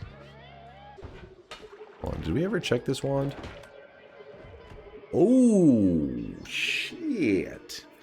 No, there's too much good stuff, man. We have too much. We're suffering from success. I want the Admana. I want the Luminous Drill and the Spark Trigger. I want the Telly Bolts. I want this one, which would be a perfect Telly one. Okay, we got to go with the Black Holes. We have to. Swapping this. Take your time and get them all. Yeah, we could run back and forth and collect everything. Gotta catch them all style. But do we want to walk back and forth that much? Because we have a long journey ahead today. We've only done 1 out of 20 fungal shifts that we have to do. 1 out of 20. That's a lot of fungal shifting we need to do. And they can only be done every 5 minutes because Noita has a natural cooldown timer for fungal shifting. The only way you can get around that is if you had some kind of mod, I guess. But now we grab the pouch. We scoop up the fungus. We run over here real quick. We go into the sky. We drop the fungus. We create a fungus mountain. And we get high off of it. Alright, we eat the fungus. Here we go. And now we're about to be doing our second fungal shift of the day on the daily run. Buffalo soldier, in the heart of America. Stolen from Africa, brought into America. She was fighting on Yereval. I don't know what I just heard. Have you ever thought about splitting a run into 2 days? Nah, I mean, I always do them in one stream. Now, sometimes my streams last 2 days. So, kind of, I guess, technically.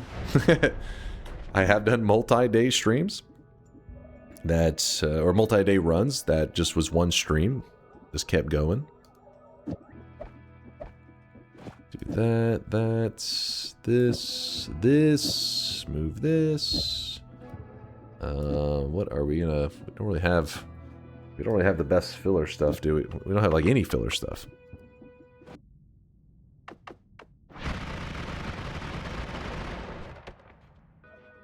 So Dunk does not have any conventional job and is living on Twitch donations, right? Yep, just a man-child. A professional man-child. Loving life. Is it time for shift number 3 yet? So proud of you. Thank you, thank you. He has a sugar mommy. Also true. A little bit. Kind of true. Partially. Apparently it's 50 more seconds till our fungal shift, so let's get moving forward. Also, we're supposed to be doing an 11 orb run, so I guess we might as well start collecting some of those easy orbs that we already have access to. But, as you can see, early... Oh, we got a worm. Oh, shit, he's bleeding sand. Fuck. That means the worm blood already shifted away, which kind of sucks, because I would have liked to have drank some worm blood. I'll do the consume in one moment. Let me deal with this worm that's apparently a lunatic. I don't know where he went. The worm dove down here and then vanished.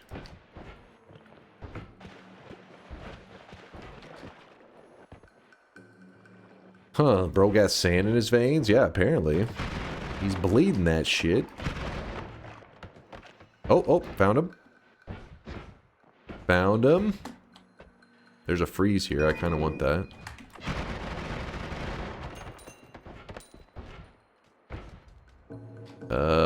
Right, we're on the trail. Oh, he died right there. There it is. And he dropped a heart. Thank you, worm. Alright, chat said it was fungal shifting time. So first we make a fungus mountain. Here it is. We got to eat 180 seconds worth at least. There we go. Shift number 3 of 20. Vomit. If I hover over this right here, you can see that it says vomit transformed. So that means something turned into vomit. Don't know what it was. Vomit to healthium. What a shift. You could have that happen. That would be insane. I don't think it would happen through pure randomness. I think you'd have to manipulate the RNG a bit. You gotta hold a healthium flask and hope for the best. You want us to tell you, or want to let yourself be surprised by the shift? It doesn't matter. I mean, I don't think the vomit one's gonna be too big of a deal. Over time, it'll be inevitable that we kind of find it out anyways. And I just realized it's time for our third shop of the day. So we're doing multiple things at once in this run. This is a longer, just vanilla daily run today. We are having to collect 11 orbs while also doing 20 fungal shifts. We've only done 3 so far.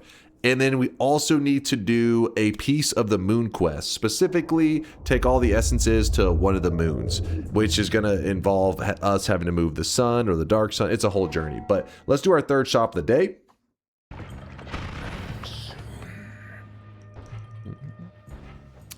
Consume. No, the timer is by in-game, Noita's time. So if I pause like I just was, it pauses the consume timer too. Which is frustrating, I know, because it can make it hard to time. Why'd you pause it then? Because you just never know if an enemy's going to roam up and try to get you while you're AFK. Can't risk that. I don't want to be got. Shit, I want that broken wand. Be a little ballsy for a moment. Yeah, let's be a little ballsy. We're going to lay down our water flask. I know, insane. No water flask for a moment. Then we're going to go into the Holy Mountain. First we got to deal with Stevie here. Little Stevie. And we have a choice. We could grab another heal, which is Healthy Exploration. But we already have Wand Experimenter, so stacking heals seems a bit unnecessary. Also, we can upgrade our damage here. Let me think. What are we doing? Sunquest stuff? Yeah, Projectile Eater could be kind of nice. Not Sunquest, Moon Quest. Grab this. Alright, so the reason we went with the Broken Wand is the Broken Wand can get repaired in the level that we're going into right now. And potentially can give you some pretty good stuff. Snow, put out the fire. That plus, yeah, the level we're going into has lots of snow. Oh man, another broken wand. Since there's so much snow, if you're ever on fire, you can cram your head into the ceiling, and that usually will put out the fire, because it'll melt the snow, making water. Water puts out the fire, like so. See, I'm on fire, put my head in the snow, boom.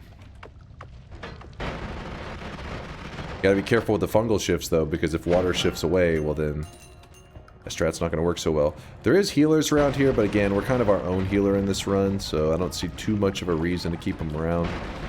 Bottom right is where the... oh, a sausage thrower setup, which I think I killed the sausage thrower just then. Whoops. Kind of a rare-ish formation. It's a oven or a stove where a dude will cook sausages in Noita. It's kind of goofy, but yeah. It's a thing. You can see the meat sitting on top of it. Okay, Broken Wand. Here we go. It is a non-shuffle. A little bit of a lame one, actually.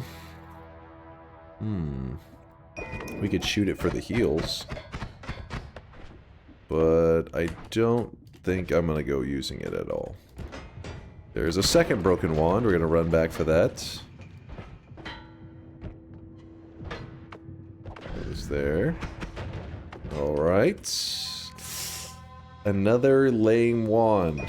I guess we can heal off of it as well. Darn, unlucky. Do you have a favorite cheese? Smoked Gouda cheese. That's the best cheese. Pretty based. Thank you, Conga. Thank you, thank you. It's fungus time? Oh, thank you as well, chat. Actually, before I do that, let's go ahead and just... Okay, then we're going to do shift number 4? Acid. That answer gives away you've never been outside the US. Is smoked Gouda not delicious to you? It's smoked Gouda is delicious. It's amazing. This is a terrible... It's a fucking terrible, eye room. No, I'm not grabbing the nuke. You psycho. Isn't Gouda Dutch? Yeah, see what is this? It's not even an American cheese. These people hating. Alright, so we have 16 more shifts to do. We have 7 more orbs to collect, and we gotta prepare for the Moon Quest. Still gotta get our water again that we left behind. Which we left it behind. Oh, actually I forgot. This is so we have copy random. So we can just oh wow, yeah, we have big damage, don't we?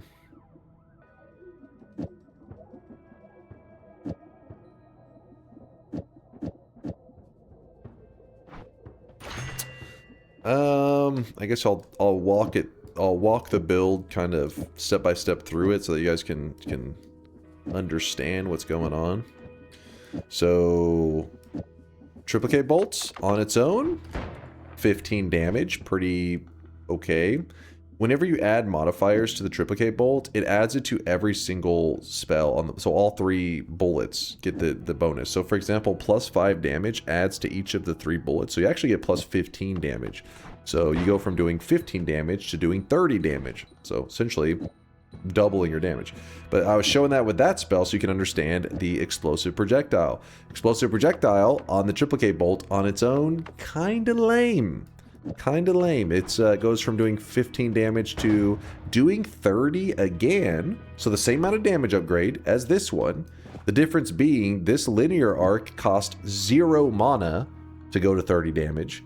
While this Explosive Projectile costs 30 mana just to bump this up to 30 damage. So obviously not nearly as efficient.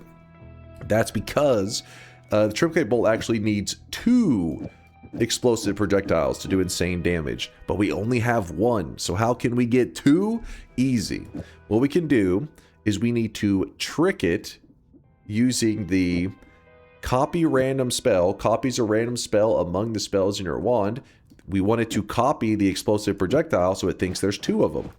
Now, if you have your wand set up in such a way that it was like this, what's going to happen is the copy random spell sometimes will copy the explosive projectile, but sometimes it'll copy the triplicate bolt. So this is not a guaranteed double explosive. It's only sometimes. Half of the time we will get double explosive projectile. But if we were to move this to the right, like so, and then put down some kind of multicast, when it comes to modifiers in Noita, modifiers, as long as they're cast in the same group, so let's say I shoot this triplicate bolt like this, just a regular triplicate bolt. If I put this linear, it becomes very obvious that there's a linear attached to it, right? Like it moves in kind of a weird way. If you put it after it, and then you put down a multicast, this linear, even though it's after the triplicate bolt, it's still in the same group because of this triple spell. So even though the modifier is after it, it still applies to the triplicate. So with that logic, we can actually move our explosive projectile after the triplicate bolt, and it will still gain one explosive projectile worth. Currently, this is doing nothing. I'm just kind of giving you an idea. So when I shoot it, see, it's still got the explosions on it from the thing being after it. So if I put the copy random spell here, copy random spell will copy a spell randomly to the right of it, as long as everything is in the same cast. So for example, all of these things are being cast at once. So the only things that are available to be copied have to be to the right of it. The only thing to the right of it is explosive projectile. There's more of an in-depth rant on that where you can learn the details. I do have a video on it on my YouTube channel. That's something about copy random spells. I don't know, is it how to use copy random spells? Copy random spells might be OP, something like that. And in this scenario, where we manipulate it to copy the explosive projectile, we go from doing 30 damage to now we hit for 990 damage. So big explosion damage, huge upgrade. And if we want to, we could actually even throw on another one of these. And now we'll go from 990 to what would that be? 1980, right? 990 twice, yeah. There you get the general idea. Why is this so much more damage? So the explosive projectile, it doesn't give you all the info about it, but the idea is every projectile in the game has like a hidden explosion radius that so the explosive projectile is making it so that whenever a projectile hits stuff, it kind of explodes a little bit, right? And whenever I shoot at it, you'll see a small explosion. If that explosion reaches a certain size, this leads to it getting 300. It will do 330 damage. Now, how much it needs, how many explosive projectiles it needs to reach that size can vary. Some of them actually only need one explosive projectile to reach the explosion size to do 330 damage. Some of them will need 2, and then others will actually even need 3. But in general, most spells in the game, like let's say 80 to 90% of spells in the game, need 2 explosive projectiles to do big damage. So in this case, the Spark Bolt with 1 explosive projectile, it does 8 damage. We manipulate the RNG so that it thinks that we have 2, or you could just have 2. That would be helpful, but we have to use copy random. Now it thinks that there's 2, so it goes from doing 8 damage to now 328 damage. So yeah, big damage. Let's move everything back to how we were doing stuff. Move these triplicates. Move that can stay there. That should be fine. Spark trigger. So everything here is being cast in at one time in the same moment. So as you see, it should be a really fast firing wand. The reason I walked you through this whole thing is so that you understand the base mechanic of the wand. These other steps are just to make it fire faster, because without this other stuff, I'm going to hold it down, I'm going to fire as fast as I can, as I can shoot. It's not bad, right? It's pretty quick. In fact, if you were just to just build this, then you're good to go. You're gonna murder most things in the game. But by putting this on there, we get a bit more speed and a little bit more craziness. Still good. Maybe add homing. We could add a rotate towards. In fact, we probably will want it later. In fact, we'll grab this rotate towards. We'll probably use it later. Also wrapping the add mana. So remember, the rule with that copy random was that everything has to be cast in one moment for it to manipulate, to guarantee that it's going to copy the explosive projectile. But the concept of wrapping an add mana is by doing like this. This breaks it into 2 separate groups. This group casts first on its own, and then the second group casts wrapping the luminous drill. This will mess up the copy random, because copy random copies to the right of it, guaranteed to the right of it, as long as everything is being cast at once. If it's in 2 separate groups, well, now everything to the right of it plus everything in the first group is eligible to be copied. That's why I have to keep everything at one time, so it all fires off at once, so I can manipulate the RNG. Bungus is ready. Oh, yes. Bungus is ready. I gotta grab my water flask as well. Here it is, shift number 5? Yeah, Taco says it's number 5. Thank you, thank you. I was kind of confident, but not super confident.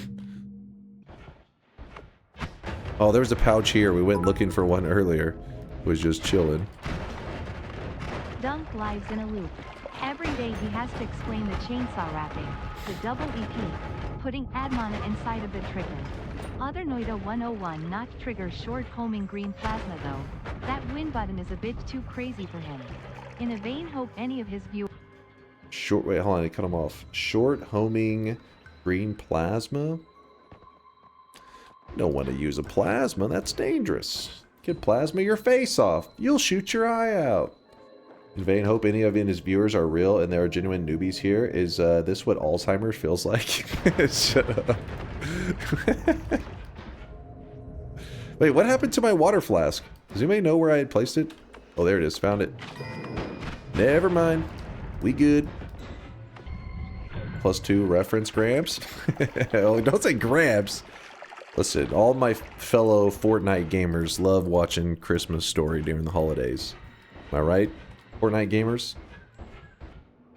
Now we're all chatbots. Dunk is the only person who plays Noita.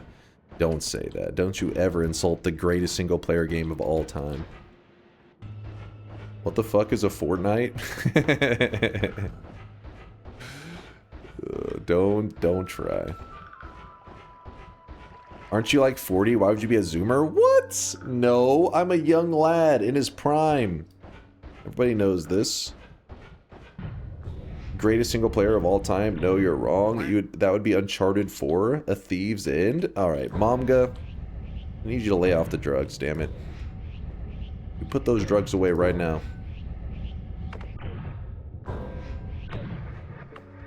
Copium.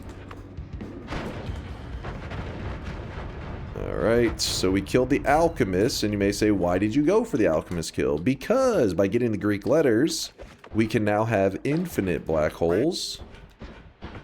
Instead of having to keep track of our charges, like we currently are, we can just shoot black holes forever. Dunk, 40-year-olds, people do appear young only because you're 180? What? Why are you guys filled with so much hate? Who hurt you? There's no way it's time to consume already. It's not been 5 minutes. Don't you lie to me. The black hole wand, we can kind of toss away most of it. Actually, this is probably a better black hole wand for us. There we go. Yeah, see, Thalina says you guys are liars. Goddamn liars. So we have a couple of decisions we can make once we have this great damage, really good digging. We could go get a god wand if we want to. We can go grab some orbs that we haven't grabbed yet. Alright. Eat up some of our homemade fungus.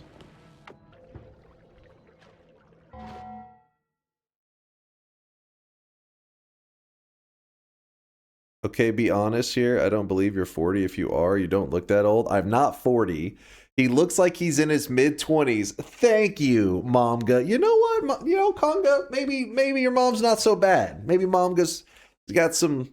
At the very least, she's intelligent. She's showing signs of intelligence.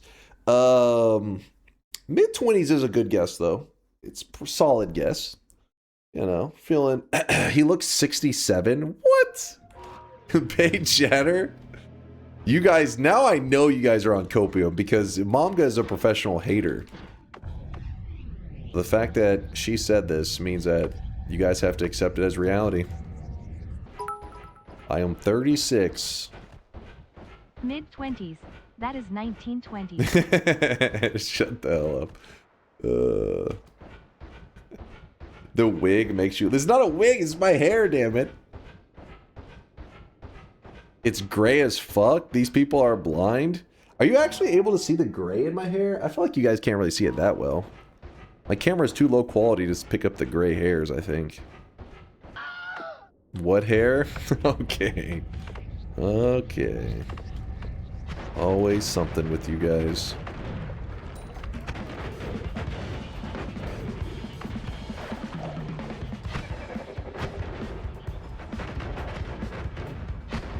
Dunk uses a low-budget camera to hide his old. It's a good camera.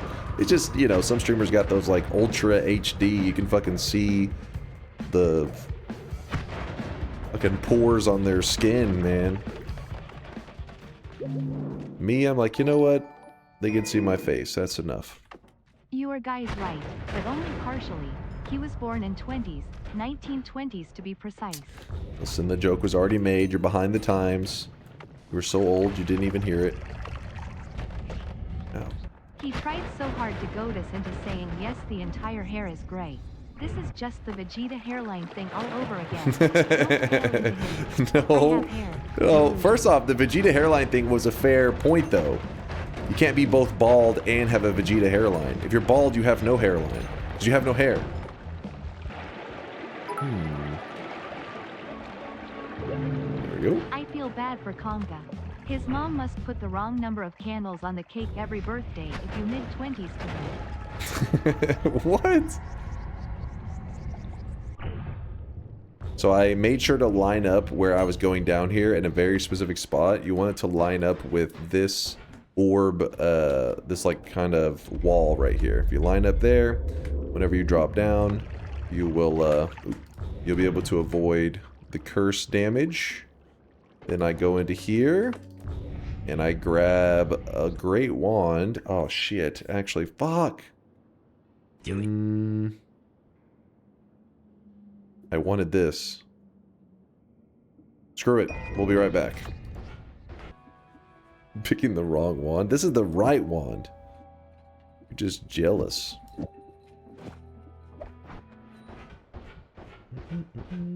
Is this some major spoilers? Oh yeah, we're going to be going into the ultra late game. Right now we're mainly prepping. That's why you've only seen some of the earlier zones. You may think, oh, I've only seen up to like hiisi base or some crap, which is like the second snow area. But we've been doing a lot of, you know, side stuff so that we can do the late game things without much struggle. There we go. Getting all the way back to the wand that I left. Ooh. And I wanted this wand because it has a fantastic speed up. So currently our black hole moves like this. Not exactly my favorite, especially because I did grab the projectile eater, also known as butt protector. So when you shoot it, if you accidentally move your butt protector in the right or the wrong spot, it will eat the black hole. So shoot it, and if I jump in front of it, see, it deletes it. So I'd rather the black hole be traveling very quickly, so my butt will not delete it. Now should no longer be a problem. So now we shoot the black hole. Woo! They're gone. And soon. One more thing I need to do is I need to heal up before I go into this dark zone, because the dark zone can have really high damage enemies. Or, yeah, like I could potentially get insted. So let's not risk that. Grab the heal. And then I will consume right here as well. Oh, did I already grab the heal from here? Damn it, chat. That's your fault. Dementia? There's too many. I've been backtracking so much. Hold on. Let me find some quick wands to heal off of. Oh, shit!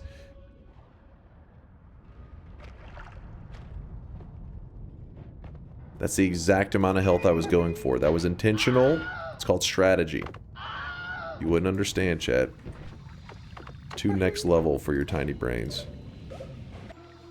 Cosmetic ambrosia? I mean, come on. Who the hell's spraying with ambrosia and walking 2 steps? That's crazy talk. We're almost healed up. We're almost back. Oh yeah, one little detail I didn't point out about the explosions, but the way I built them, they're safe for me to fire off. They will burn me a little bit, but the explosions themselves don't try to hurt the player. But that's because the triplicate explosive projectiles just don't hurt the player. It's one of their benefits. Oh, little propane tank there. Was not my intention.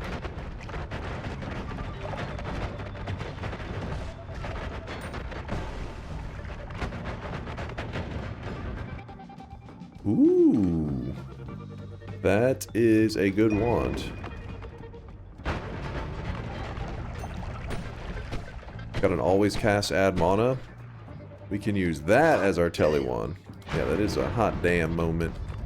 Hot damn. Oh, there's, speaking of hot damn, there is, ooh, there's, oh my, misclick, misclick. That's, that was, is intentional. It's called acting, chat. Come on, take notes. Take note. That was intentional. You guys fall for everything.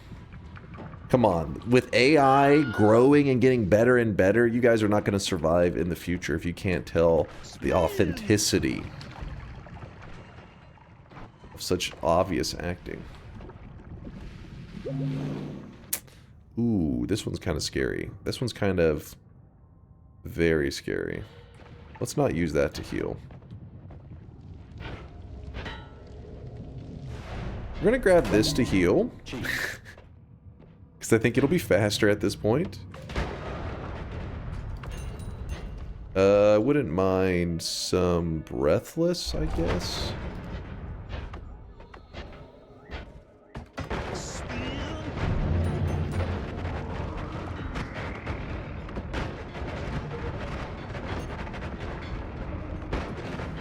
God damn it! I keep removing all the health that I'm getting.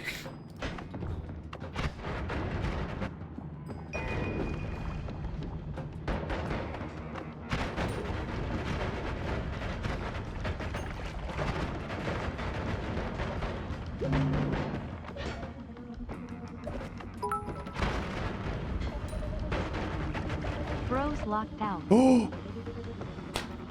Okay, we have lots of great stuff. We have good things everywhere. I think we only need one. Yeah, the rest can just chill. So deadly heal. Unmodded. What? This is vanilla. Don't be haters. Trying to pretend like it's some impossible RNG whenever I'm showing you god tier skills. I want to hear that shit from Scrubs. Drenched in sweat. So then what we'll do is we'll take this luminous drill setup, wrap it, probably don't even... God tier picture right here, everyone. No. What did I do wrong here? Oh, it's a triple. Do we not have a double? I guess this can work.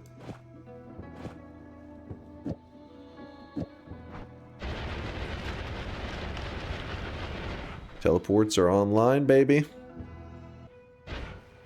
Shift time? Man, these shifts are going quick. Got so many things I need to do, I can't keep up. Bleh. There we go. Another shift. Down. Scoop up this to make sure I have extra. Alright, so now what we're going to do... Oh, shit. We don't want to actually go in there. There is a chance for a Heart Mage to be in there. But... to speed things up, let's not risk it. Let's just keep it moving. Oh, actually... there's a fun one right there. This guy right here, if I can put water on him. There you go. That guy right there actually can be used for healing if I want to. Which I guess we could show it real quick. Throw the deadly heal. Any kind of heal on it, really. Be careful with the deadly heal, though. We don't want him to actually, like, you know, hurt us too much. But the thing with the deadly heal is you got to find a way to make it hurt yourself. So I could throw this wand to an enemy and have them shoot me with it. That could work. Or you could take an enemy like this guy and shoot my projectile near him, like, okay, apparently not like that. There you go. And now he copies whatever projectiles fly near him.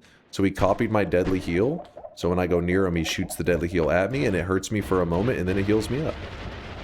And he will do that infinitely, but if you walk outside the range, he does lose track of the last thing he copied, so you'd have to recast it again.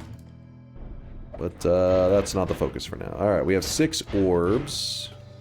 We still need to get the Frozen Vault orb, but that's no big deal. We can get that one, no problem. Why would it be a risk? Aren't you a god gamer? True. We could just ambrosia up. We could just use our quick skills and reactions. This is all true, but I like to give general warnings because not everybody has ambrosia. Not everybody will react as quick.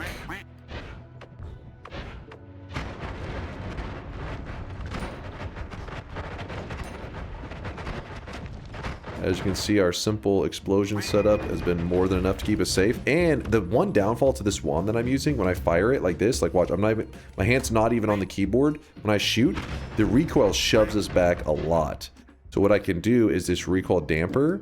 We will put the damper just somewhere on there. And now whenever we fire our setup, let's see, hand off the keyboard. Oops, that's the wrong wand. No recoil at all. Helps you keep in control a little bit better. Dragon. Our friend the dragon. He'll be a joke compared to our damage build. And he coughed out a pretty meh wand. A pretty lame one. But remember, wands are healing, so if I really want to, I could grab this up and be like, hey, at least I can use it to heal up. A little bit of health going, a little bit of safety.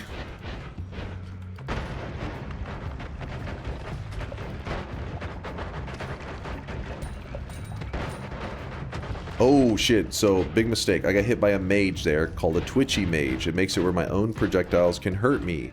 So what I'm going to do right now is I'm going to chill. I'm going to wait here for the twitchy effect to stop. We do not want to get hurt by our own shots. 60 seconds to consume? Alright, alright. We could use it as a massive backpack. That is true, but we don't have Tinker yet. That makes it a bit scary. Gonna zoom over to our friend Big Steve. We're gonna murder him instantly. We're going to grab explosion immunity. We need that today. Today's all about these immunities and stuff. They're going to be a big deal. When do you start playing with mods? After 9,000 hours? Apparently not, because I'm at 9,156 hours, and my favorite way to play Noita is still vanilla. Though I do plan to set aside a week in the near future to play Apotheosis, which is a massive content mod made by...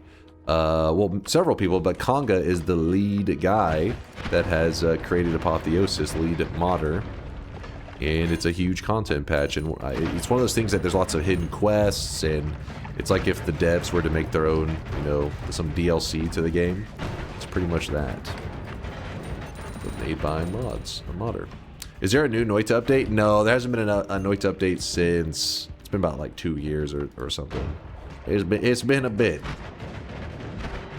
Still hoping that one day the devs will return.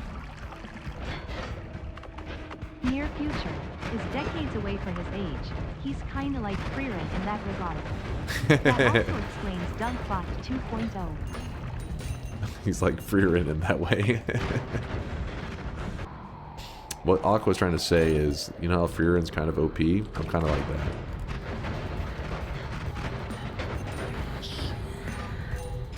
Consume time? Alright, let me... Did I get hit by a twitchy mage again? Jesus, these damn twitchy mages.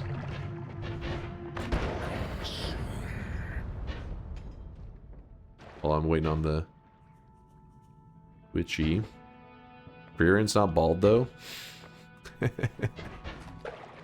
Sometimes you guys say the dumbest shit. It's impressive. Impressively stupid.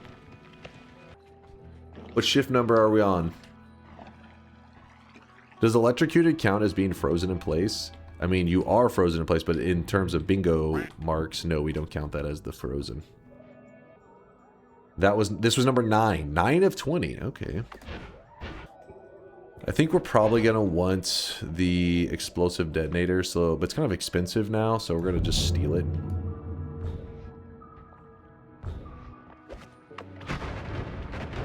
We dig it out of the mountain, it becomes free.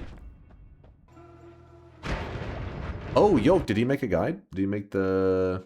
located the sacred barrel altar 45 minutes ago by Yoke. Oh shit, he's got a detailed guide going on. Yeah, we are definitely going to do another sacred barrel run because having some information. If you're curious, this is like people in the community call it like an unfinished quest in Noita. Maybe that's it. Possibly, it is something that if you dig into the data in Noita, you actually find this thing that seems like an unfinished quest. It's called the Sacred Barrel Quest, is what the community calls it, and there's a speedrun category around it. So Yolk actually wrote up a guide giving details about how the run works in general. So last time I did it, people in the chat were trying to help me out. We were just winging it, and it took a while, but we got it done. So having something to know the specifics of it would really be nice. So thank you, Yolk. I'll definitely be doing that run again. Now that there's a guide you want to do the run. I've done that run before, but because I didn't know the specifics of it, it was kind of like just at the mercy of RNG. We're like, how does this work? How does that work? I don't know. But people in the chat were helping us out. And I appreciate the love. Hopefully anybody coming over from the Durium raid had a good time today. And excited for the weekend coming up. We are currently doing a longer run that we still have to do 11 more fungal shifts. And fungal shifts take 5 minutes in between shifts because that's the natural cooldown timer. So that fungal shifting alone is going to take about an hour. And then, but while doing the fungal shifting, we'll be doing other stuff simultaneously. Like we need to be collecting orbs. And there is an orb over here in the vault that I have not grabbed yet. So I might as well backtrack. We have to collect 11 orbs. We're at 6. If some of the materials look kind of odd, it's because of the shifts that we've already done have led to a couple of weird interactions. Like I keep seeing smoke in places that I'm like, that shouldn't be there.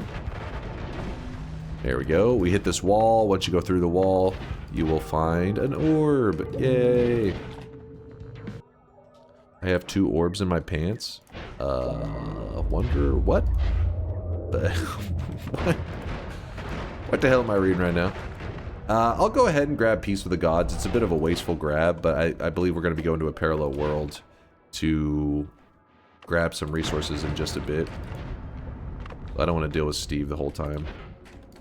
Let's get him out of there. Oh, Swapper, swap me.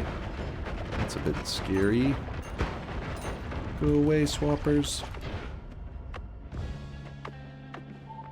Oh, that was a polymage. Could have been bad. Oh, that was another polymage. Woo! Just jumped right into his arms. That polymage held me in his arms. I could have died. That was a insanely close poly shot. What is happening? Every 2 steps, it's like almost polyed, almost polyed, almost polyed. Woo! I don't know if people realize how close that was to actually getting me killed. That was a matter of pixels away. Because whenever that guy shoots his poly bubble, chaotic poly bubble, and it pops, it actually has a slight AoE. It's not like you have to be hit by it directly. That AoE was pixels away from hitting my character, which then the explosions may have been close enough to just insta me potentially, which would have really sucked.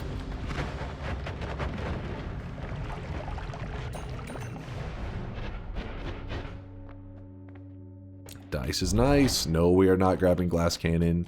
You insane people. No. No, do it. No. No way in hell. What is the best move? So we have 3 orbs at the bottom. That should take us to 10. And then the 1 orb on the top. We have to have a way to move the sun in a safe way. It's shifting time. There we go. And we take the top right. That way it'll take us near the gold room.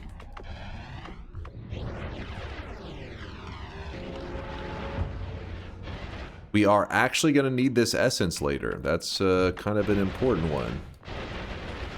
But we don't need it at this very moment. Chat's tucked in, ready for some DunkTales? I don't know. I don't think too many of you guys are tucked in. I think you guys are pretending to be asleep.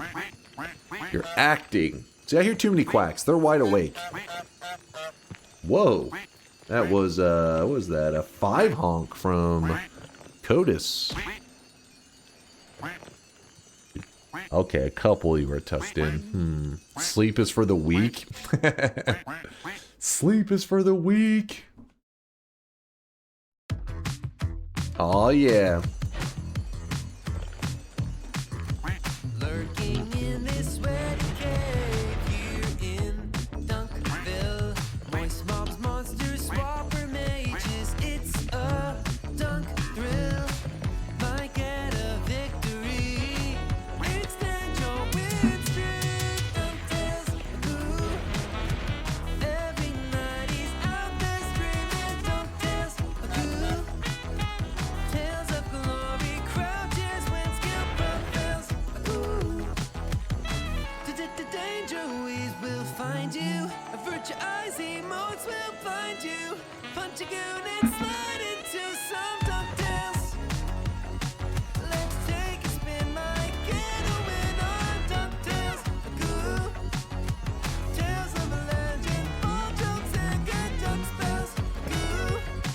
Not gamble fails, all fail on snails, no DunkTales. Ooh. I saw somebody asking about the worst fungal shift, and yeah, person unknown is right. Yesterday we did do fire into acid, which just saying the shifts can be really hard to, like, in your head immediately know what it looks like to have those shifts take place. But one that's easy to understand and is still probably like the worst just single natural fungal shift that can happen in the game is flammable gas to acid. And the reason this is so bad is because I do have a YouTube video where it happened to me. I didn't even know what the hell was happening at the time. I just died. But it's a recursion because you have a liquid, which is acid, that normally gives off a gas. It creates flammable gas. But if you shift flammable gas into acid, the very thing that creates it, well, instead what happens is you just have, instead of having acid that creates gas, it's acid that creates acid. And then that new acid makes acid. So what ends up occurring is that if you're just standing right here and you spray a little bit of acid down, what'll happen is it starts to expand and it starts to fill up all the gaps that are just around. Everything just starts to fill up with this acid. It used to be much worse. What happened is, I believe the devs, I don't know this for sure, but it just seemed like a patch took place, and then all of a sudden the reaction didn't seem as insane. But I think that how they handled, because the game is every pixel simulated, right? Like the world's alive, there's fires burning over here, this is happening over there. But whenever they make some of the changes to the engine, they do it in such a way that they try to make it so that if something doesn't need to be simulated, then it just kind of idles, right? It'll kind of just sit around. You can actually see this when you're playing Noita. Sometimes you'll see, for example, a pool of toxic sludge that's half converted. That, like, there's toxic sludge and there's water, and they're in contact with each other, but nothing's really converting. And sometimes you have to stir it up a little bit, because normally what should happen, and what used to, it's always been, I guess, a little bit around that the toxic sludge would idle, but I feel like it used to be a little bit more reactive, where you would have toxic sludge and you put a couple pixels of water in, and it would really quickly turn all of that toxic sludge into water. It all just, boom, transforms over. The optimizations now make it where sometimes you have to stir it. You gotta wake up those pixels. Same goes for the flammable gas to acid. So whenever the acid starts to expand, sometimes it will actually start to idle, and something has to kind of hit those pixels to wake them up to continue to expand and create more acid. It also probably depends on the environment that you're in. If you're in an environment that melts very easily, it will probably prevent the acid from like going into like an idle state as often, making it more lively and spreading all over the place. I remember you said something about a patch that made small bits of liquid not stain the player. Is this related? No, that's a different one. That was actually done much earlier. I think that happened closer to the 1.0 release. So essentially in Noita, whenever you have a single pixel of something, like one tiny pixel, I don't know if you'll be able to see it too well. Let's see. Okay, that's 3 pixels right there. Let's see if I can get a single tiny pixel. Damn it. That one actually did, but I couldn't see it visually, so let me see it here. Keep doing it, but it... Okay, well, anyways, pretend that was just 1 pixel. Oh shit, gold dust just appeared out of nowhere. If there was 1 pixel of water, and your character's walking along, and that pixel of water hit your character, well, now it's a clump of pixels. But what it would do is, whenever your character come in contact with that 1 pixel, it would actually stain you very well. Like, it would shoot you up to like 60% stain with just like a single pixel. And this applied to a lot of materials. Water is still kind of generous with your character's interaction with it, where you don't need much and you can get a nice little stain going on your character. But it used to be where even 1 pixel of polymorphine, if it was on the ground, sometimes you couldn't even see it. Like, you could literally stare at your screen and you would not see the pixel at all. But when you went walking, it would poly your character, because a pixel coming in contact with you was enough to stain you. Now they make it where it has to be a clump of pixels, which usually means if there's a clump of pixels, you'll clearly have a visual indicator where you can see a tiny little bit of like polymorphine, so you'll stay away from it. People were getting frustrated with it. This was... Now that one I don't mind so much. I mean, the 1 pixel of poly was pretty crazy, but you know, Noita is a crazy game, so it's whatever. The ones that were actually more impactful on the game and how enjoyable it was that toxic sludge, which is the one that you get the little yellow stain on your character and it takes away your health. That one used to be freaking annoying, because you'd be walking along, it would look like a surface just like this. You'd just be walking, and all of a sudden, boom, you got hit with like a pretty significant toxic sludge stain. You're like, ooh, 60% toxic sludge. And you're like, what the hell? Like, I didn't even see any sludge. And then you're like trying to get the stain off your character. And this would also happen with slime. You'd be walking along, you wouldn't see anything, and then you would be hit with a significant slime stain. So this causes your character to move in slow motion, which is not that bad, but you were just constantly having to wash these annoying things off of your character. So the devs were like, you know what?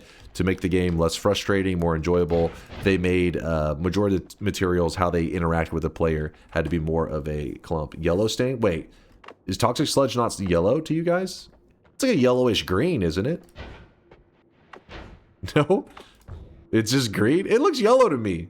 Very much green. When I think of a green liquid, I think of like acid, I really wish lively concoction, and healthium. He is drenched in Yeah, sweat. see?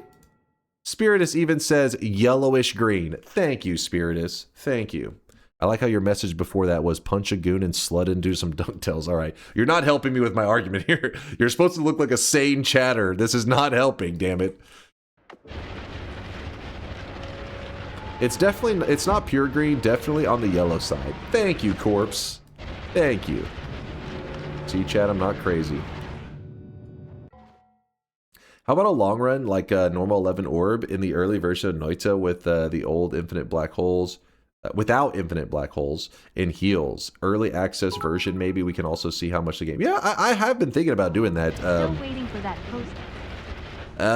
Woat actually created a whole setup. Ooh, what is that? Steam? Oh, Steam. Don't need that. A whole setup so that you can actually play on any version of Noita that's been on Steam before. So we could actually play on the release day version.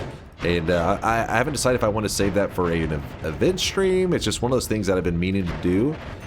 And I feel like you need to do it like in a fun way, rather than just load it up and be like, oh, here's this and that. I want to do kind of like a full adventure on one of those early versions. I'm going to roll this twice. I guess the health is not the worst. More health, keep us safer. Now, if you're wondering why go to parallel worlds for a quest that clearly we seem like we should be able to survive right now without much issue, and that is because we're going to have to interact with the suns. Oh, fuck. Oh, wait. I still have the oil. All right, so we have oil here. So crit on oil goes in here. And oil material goes here. And then we'll just move another... you know what? We move that there. So now this will hit for 5 times damage. Nice. And then we could even move the linear arc on there. What damage type do you think is the best to deal with all/most bosses? I think it's holy damage. Somebody like Yolk, who was here earlier, I don't know if he's still here, he probably could tell you the best answer because he's the world record holder, or he used to be the world record holder in the all boss category. Sorry, not trying to rub salt in the wound, Yolk, which I think he still has one of his all boss world records, but he did recently lose it to hard. He got it and then lost it again to hard possession. But yeah, he probably knows the best damage type. I think it's holy damage. The problem is there is no one damage that I think can hurt every boss. There's always going to be some bosses that can avoid it. Digging is also up there in pretty good for most bosses. Digging damage. I fucking hate this game. Oh shit. Oh shit. Wait. If anybody's curious what happened, he threw down the shit. What's that one called? Runestone of... It's not just called Runestone of Lava or something. It's called Runestone of... Is it Magma? Thank you. I was like, what is it? Runestone of Magma converts... I think it's like all nearby liquids into lava, correct? I can't remember the details of it. So I guess you were just learning what the magma stone was all about. And when he threw it out, I guess he wasn't paying attention and he accidentally threw it directly into a berserkium flask, which then converted all the berserkium into lava, which then the lava hit the snow. And when lava hits the snow, it creates water. The water then solidified, causing him to get trapped inside the lava. I mean, this is why the every pixel is simulated is actually awesome, because I mean, it's pretty fucked up, but also it's so cool at the same time, because the death that happened here was actually such a chain of events that it sucks, but that's cool. That's awesome. You can actually see the panic. Yeah, he's like, let me out, as the water melts and grabs his character's body so it can't move. Let me out. Consume, yes, let me do it. I'll do consume at this next mountain. Let me get in here. But the reason I am preparing for what may seem like overkill is whenever I go to move the suns, there's a chance that they can move into my character. And just being near them in general, they do the equivalent of billions of damage. And I'm not, they actually can do billions of damage. So if you have immunities, the right setup, you can at least try to tank, or I'm not looking to tank the suns today, but I want to just survive them. That's all I'm looking for at the moment. Just enough to survive. We're missing fire immunity, and electric immunity. And then we should be in good shape for me to go kind of mess around with the suns a bit. Grade 7 science question for you. What's the difference between lava and magma? The difference in lava and magma.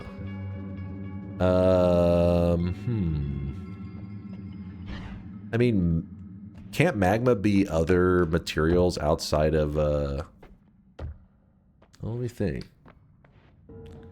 I don't know, actually. I don't feel confident in any of these answers. The difference in lava and magma. They are both hot, but one of them is hotter. Lava's above the Earth's crust. Damn it! I wasn't even right. Wasn't even close. Magma underground, lava on the surface. Damn it! I was gonna say, are they not the same material? Is it the temperature what decides it? The location is the decider. They're the same shit. It's just whether it's inside or outside. Did you say water is lava? I don't think this one is true. This is a pretty lame shop, actually. Maybe we grab the move for fun stuff later. It's the meteor versus meteorite difference. Meteorite is after it's entered the Earth's atmosphere, correct?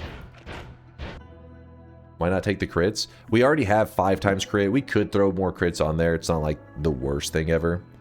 In fact, I guess that is kind of a fun rant. What's it called when it's in my mouth? Hold up now. Are we talking about the lava or the meteorite? Either way, I don't know what the fuck's going on. So, interesting discussion on crits. So, if I have a spark bolt right here, and it hits for... Hold up. Whoop. One moment, please. And it hits for 3 damage, which I guess is going to be a little bit of a weird one to use as an example because the damage is so low. But it's fine. So if you group together this oil with this spark bolt, meaning they shoot at the same time, yes? So when I fire this, it fires both of them at the same time. That means that if I put this crit on oil with this group here, this spark bolt, because it's fired off with this oil, this spark bolt also has an oil effect on it. So it actually will guarantee crit on enemies that are eligible to be crit. So a crit in Noita means you do 5 times damage. So instead of doing 3 damage, we will do 15 damage. And we can see that out here. There's a bad guy. Actually, wait, since... Oh yeah, we forgot to calculate the original damage. It's 5 times... Wait, am I saying that right? Now I'm starting to question myself. It's an additional 15 damage. Well, no, I think it is... No, it's 5 times the original, so it should be 15. I think it does some rounding, maybe? It says 16? Why is... Oh, that guy's being a piece of shit! Alright, yeah, it says 16 every time. Yeah, 16, 16... I didn't need to see that. Go back here. Conditional crits don't help explosions. Other crits work. Wait, conditional crits? Which one are we talking about? Is there a way to make heals crit on Mina like Healing Bolt? Not really. Mina cannot be crit at all anyways. Oh, the conditional, you're saying yeah, but they still do, it still does 5 times damage. It does 5 times projectile damage and I guess explosion damage standard. So you're still doing 5 times damage. It's just not, so this is still 5 times damage. It's just not 5 times on the explosion damage is what you're saying. Anyways, hold on, we're getting distracted. So this is now hitting for 5 times damage.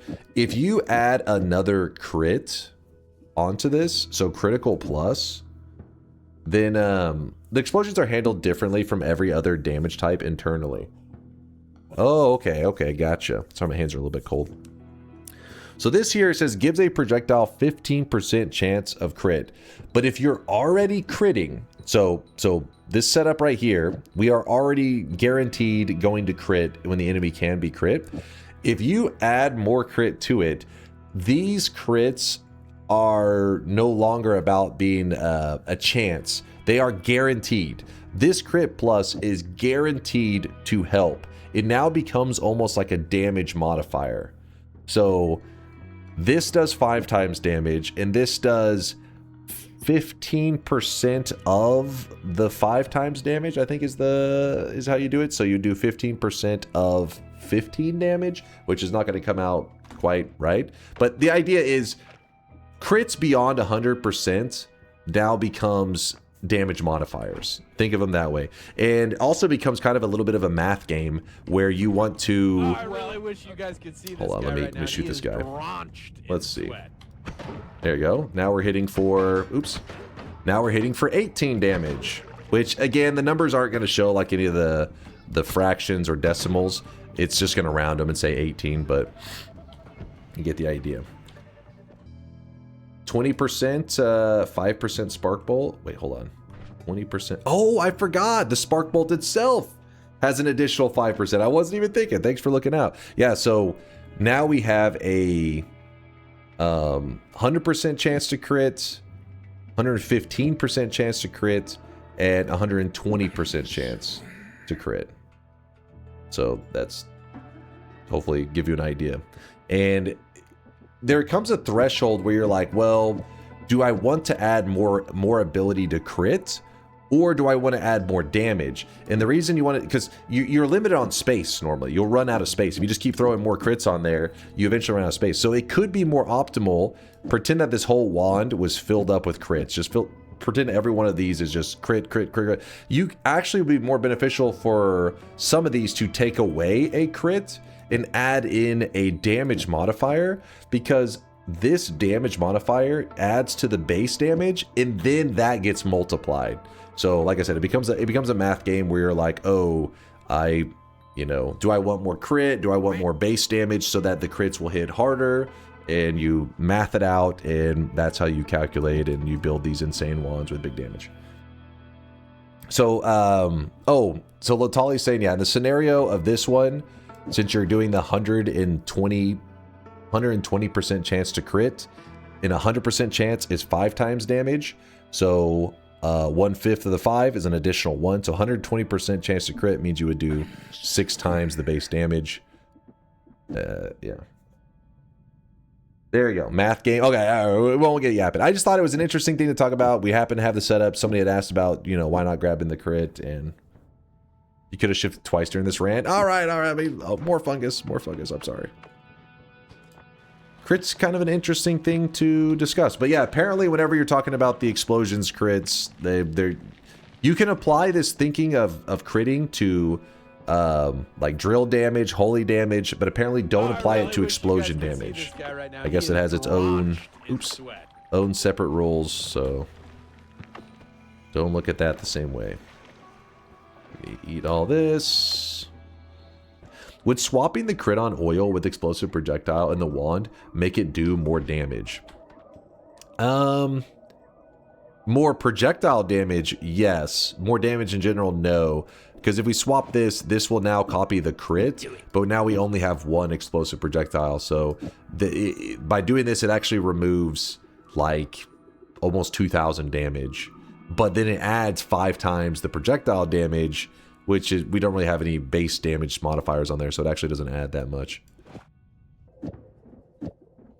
You know what? I'm not going to copy that anymore. Put this down. Several more chainsaws. Why not? Is this still working? 5, 6, 7. 1, 2, 3, 4, 5. Wait. 1, 2, 3, 4, 5, 6. And then make sure we don't finish the payload so that this will always copy. Yeah, I'm happy with that. It's actually a slight castaway added, but I'm cool with it. I'm curious to know his answer. What's up, Johnny? Dunk, death or life question. Would you rather stop playing Noita or stop eating meat IRL forever? Yo, stop eating meat IRL forever? Well, shit. Let me think.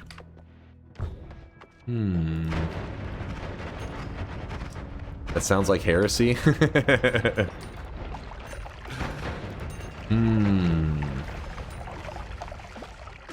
Anytime I've ever tried one of those little meat substitutes, usually been pretty disappointed. Then again, I haven't tried in a while. Maybe meat substitute technology is better than it used to be, possibly. Dude. That's a hard one, actually. Probably give up Noita. I just can't, man. I love barbecue. Barbecue. I mean, I need that shit, man. I need that shit. Because here's the thing. In your scenario that you're playing now, I've given it up for life, right? But there are other games being made right now. Who knows? There could be a game greater than Noita, which is the greatest single-player game of all time. But there could be a new #1 in the shadows that devs are working on at this very moment. But I don't think there's going to be a meat substitute. I don't think there's going to be a meat substitute that overtakes meat in my lifetime. I could be wrong. I could be wrong. Would you give it up for the next 5 years? Now that's where it gets interesting. If there's like a timeline. Best I can do is like 2 years. 2 years, meat-free, I keep Noita. 2 years. That's 2 years of my life, man. No barbecue? No real barbecue, at least. Think of how good that meat would taste after the break. Yeah, but the main thing I'm thinking about is driving by those places, like barbecue places. If you drive near a place that is smoking barbecue, you can smell it. And I can't imagine if it's been like 6 months or a year and I'm having to smell that. I just may just fucking yank the wheel to the side, like drive off the road. Oh shit, barbecue! I need that, man. Honestly, that's an appeal to nature fallacy. My 3D printed meat substitute is all the human body needs. Okay, what? Your 3D printed meat substitute? What? I can't decide what I want to grab here. I think I actually need the no more knockback for safety. In Texas, that's straight torture. I know. Even our grocery stores, some of the grocery stores around here will have like partnerships with barbecue places, and they'll be like a grocery store / barbecue place combined. Like while you're grocery shopping, you can like walk on over to the barbecue area and get yourself some ribs or a brisket or whatever. So just going to the grocery store would be torture. They built apartments near a Peruvian chicken place, and we walked in. It just smelled like chicken. I mean, that sounds amazing. I love the smell of cooked, like some smoked meats and stuff. I could use that as like an air freshener. It's so finicky too. You have to do it just right. If you cut out all the flesh, get ready to become a nutritionist. It sounds like a lot of work. 7 more shifts remain. Thank you, chat. Oh my god. Oh, I really wish you guys could see this guy right now. He is drenched in sweat. Drenched in sweat. So this, let me, do I need this? I don't even know if I need this, but we'll, so this heavy shot right here, see how it says it adds 44 damage? Well, if I add it to this wand here, remember, this wand already has some crit set up. So it actually means that this plus 44 damage, because I have this crit, this one does 5 times damage, and this one adds another 1 times on top. So think of it as 6 times damage. So we actually do plus 44 times 6, right? So it'd be, wait, 264? Am I doing that right? Yeah. 264 damage, all because, close enough, all because we added this here and we have the crits already set up. Oh yeah, and yeah, the spark crit, wait. Oh no, we were counting the spark crit. Well, yeah, there you go. Now we have 264 damage. My bad. I forgot that 5%. I was doing this as 20%. Yeah. There you go. Now it's 264 additional. It's accurate. I don't know. Sure, some more love. It's 267, Draco said. All right, apparently my... Wait, what? That doesn't sound right. Oh, no. I'm not doing the total damage. I'm doing just the heavy shot. This spark trigger is outside the group. You just wanted to say 6-7, didn't you? You animal. You goddamn animal.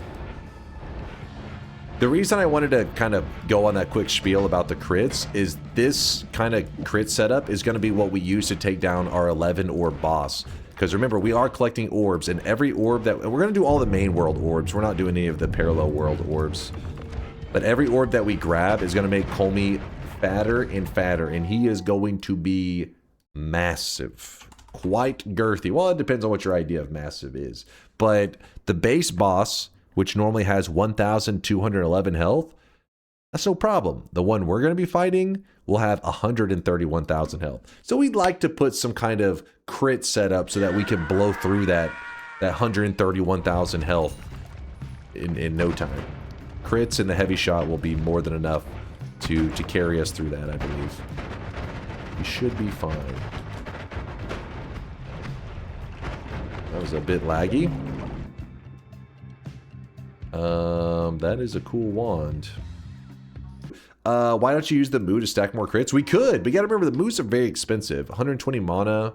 I mean, you are right though. Like, by putting this on there, we could then do like a...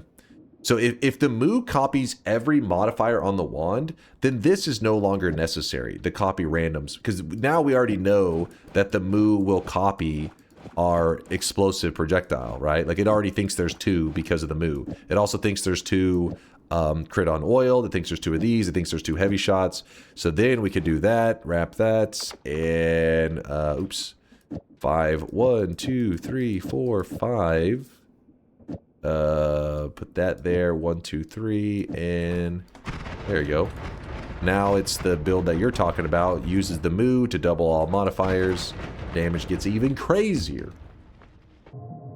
That needs more homing and matter eater. I still can't really do the Sun Quest stuff. I am not in the best shape. I do not have electric immunity.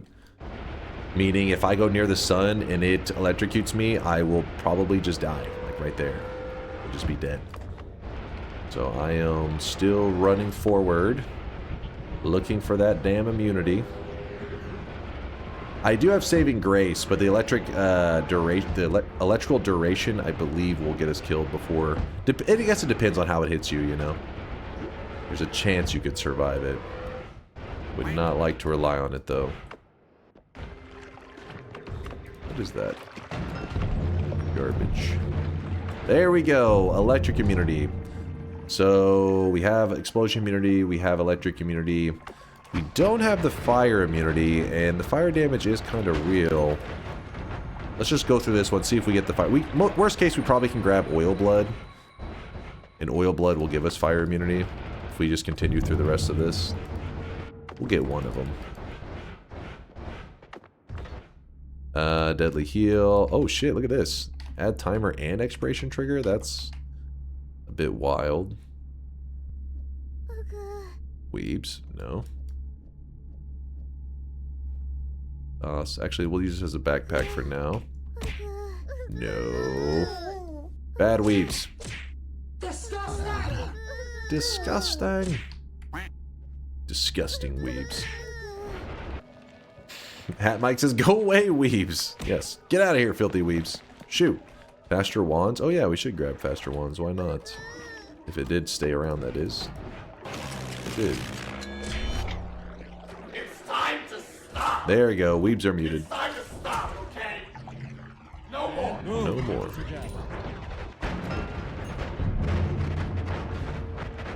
Honestly, I don't even remember. Did I get melee immunity? I didn't. Melee immunity is not necessary for what we're doing. I just wanted to know in case it is something to be afraid of, you know? Something to look out for. Alright, let's roll it and let's get this damn immunity. Okay, well there's the...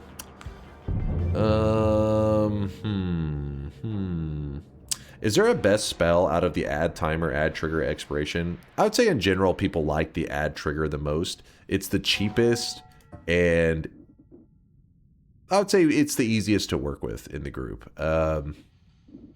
Where is... See, add trigger costs 10, add timer costs 20, and add expiration trigger costs 20. But there are situations you may actually prefer the add timer or the expiration trigger. It's not 100%. But majority of the times on your basic, just general builds, add trigger is the one that's like good to go. It's the same thing as like whenever you say like spark trigger versus like spark timer. In general, you want spark trigger, but there are situations that the spark timer is pretty much better. It's just very situational builds and all that kind of stuff. Let's grab this. Repulsion field. Repulsion field. You know what? Let's grab it. It'll keep the poly away from us. I don't trust it, man. I do want that boomerang. That's huge. So, if I cast piercing, boomerang... Let's do... If I do double boomerang because of that, how are we looking? I like it. And... actually, let's move this here for a second. Okay, so now they're all gone. And then move the feed there. And, oh wait. Did that mess with copy random? No, it doesn't copy the deadly heal. Can't. There we go. Should be fine. When would you use add trigger instead of a spark trigger? So, okay, let's pretend that... Let's pretend like for a moment I just really want to have homing on this build. So that whenever I'm shooting at enemies, I want my spark trigger to just home onto them, no problem. So see there's a bad guy, say I shoot a little bit too high. You see this, the spark bolts are homing onto them. Downfall is I'm bursting through my mana pretty quickly. Luckily this wand has really great stats, so it doesn't tear through it too quickly. But still, the point is it's I will lose all my mana if I keep firing it. If you put pretend this is an add timer, add trigger, add whatever, this will actually make it so that the modifier between the...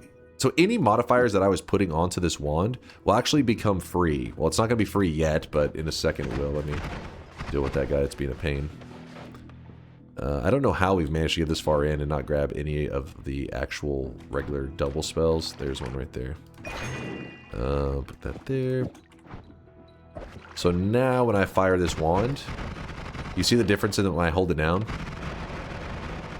It's because anything between these two spells, you can cast them and they cost nothing. You could also do it out here too. Like you could make this 10 mana, 5 mana, 7 mana go away. You wouldn't really want to do it unless the amount that you're spending on modifiers is more than the timer that you're adding to it.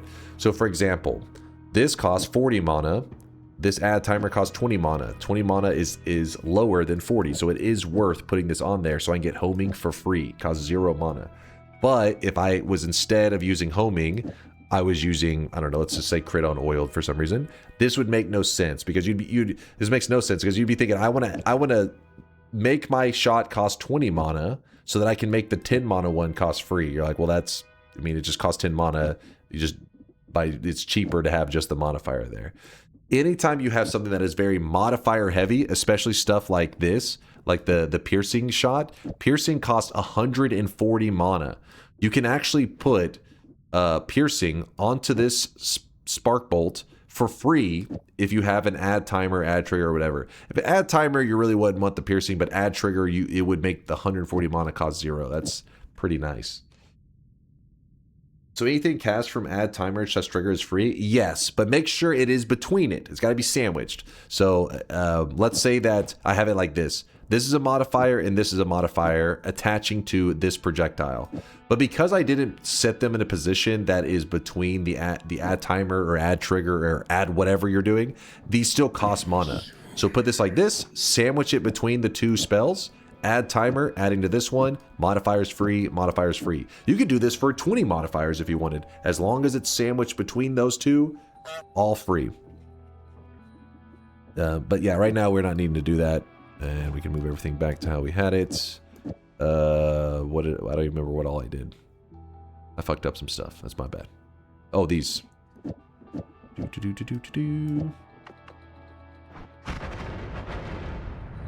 Projectiles also free, yes. Projectiles free, modifiers are free. The only thing that costs is the add trigger or the add timer. It ignores all other things in it. One major detail to point out though, because I was saying that all modifiers, you can make them free. This right here, this moo is type other, it costs 120 mana. You cannot make this free. So don't try to use this as a modifier between an add trigger, add timer. It won't work how you want it to, sadly. The Greek letter kind of says, fuck that, I am definitely going to cost mana. Mention how add trigger puts spells in the discard pile and how you can accidentally overwrap and it fucks with copy random spells. Yes, if you're using the add trigger, add timer, you have to be very careful because you have to make sure your wand is set up perfectly. That's why whenever I was showing that you know, hey, I want to make, oh shit, hold on. I don't know, where did the other homing go? I don't even know where, oh yeah, there we are. So, this one's 40 as well, rotate towards. The add timer was making the rotate towards free, yes? But this, if you look at all the multicasts I have, everything is set up perfectly. Like this spark trigger has a 5 cast and a triple spell in the exact amount of spells that are needed to go with this. And this double is wrapping to this chainsaw perfectly. Like everything is working out exactly so that I get maximum value. But if I were to, actually I believe I, wait, hold on, I have it. I think I maybe did miscount something. Let me look. Look, it should be cheaper. Oh, it's because we have the moo and everything. It's still expensive. Let me, that's pretty good. Yeah, see, look at this. The moo can be on there. I'm just saying the moo's cost 140 or 120 mana, so it's an expensive spell to have in general. Anyways, if we change this double, watch this. I'm going to move this double, and I'm going to change it into a triple. Now when we cast it, let's see if we, yeah, look here. Versus, that's because if you ever don't do the, if you don't count out the multicast properly, so for example, triple spell, you need to have 3 spells. Double spell, you need to have 2 spells. If you ever do it something where in this scenario, you're like, normally you don't worry about this. Like most of the time whenever I'm doing builds, I don't have an add trigger or add timer. So it doesn't matter how big of a multicast you put here. I could put, look, this is a ton of multicast. It's just fine. You're fine. It's just whenever you start to use an add timer, what it does is it makes it so that the spells that are in between it, these spells here, overwrapping will actually grab the spell twice. This is this whole other realm. I won't get yapping into it too much, but you can actually use this to do some pretty funky stuff like... Alright, statues right here. Explosive Projectile on a Spark Bolt. Does 8 damage. Nothing, right? Let's put the add timer here. Still's going to be the same. Wait, is it saying 3? Oh no, it's saying 8. It's good. Still the same. Nothing's changed. The only thing that's happened is this 30 mana modifier now costs 0. This Spark Bolt, which costs 5, now costs 0, and we're spending 20 mana on the add timer. That's the only change so far. But let's overwrap it. So I'm going to put a triple here at the beginning. This triple here at the beginning, there's not enough spells for this triple to do everything it needs to do. There's only 1 spell on this. This leads to this modifier being cast twice. So the first time it's cast, like this, the modifier is free. But when you wrap it, and it wraps back into itself, which sounds kind of like shouldn't be possible in Noita, which most of the time that is impossible.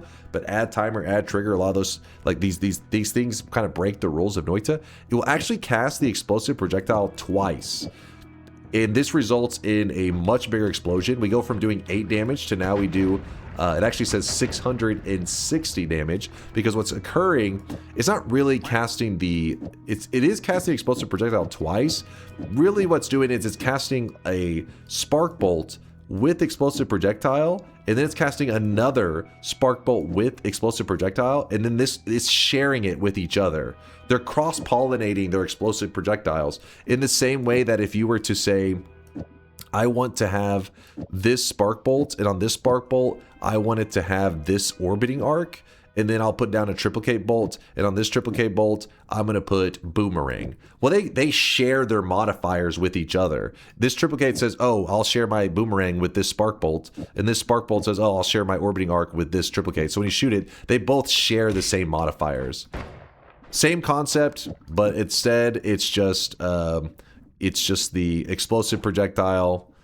Hold on, damn it, I'm moving stuff around too quickly. I'm losing my bearings on where I am. Okay, add this onto a Spark Bolt. I really wish you guys could see this. Anyone want to share pollen with me? What if we cross-pollinated in the Holy Mountain? What?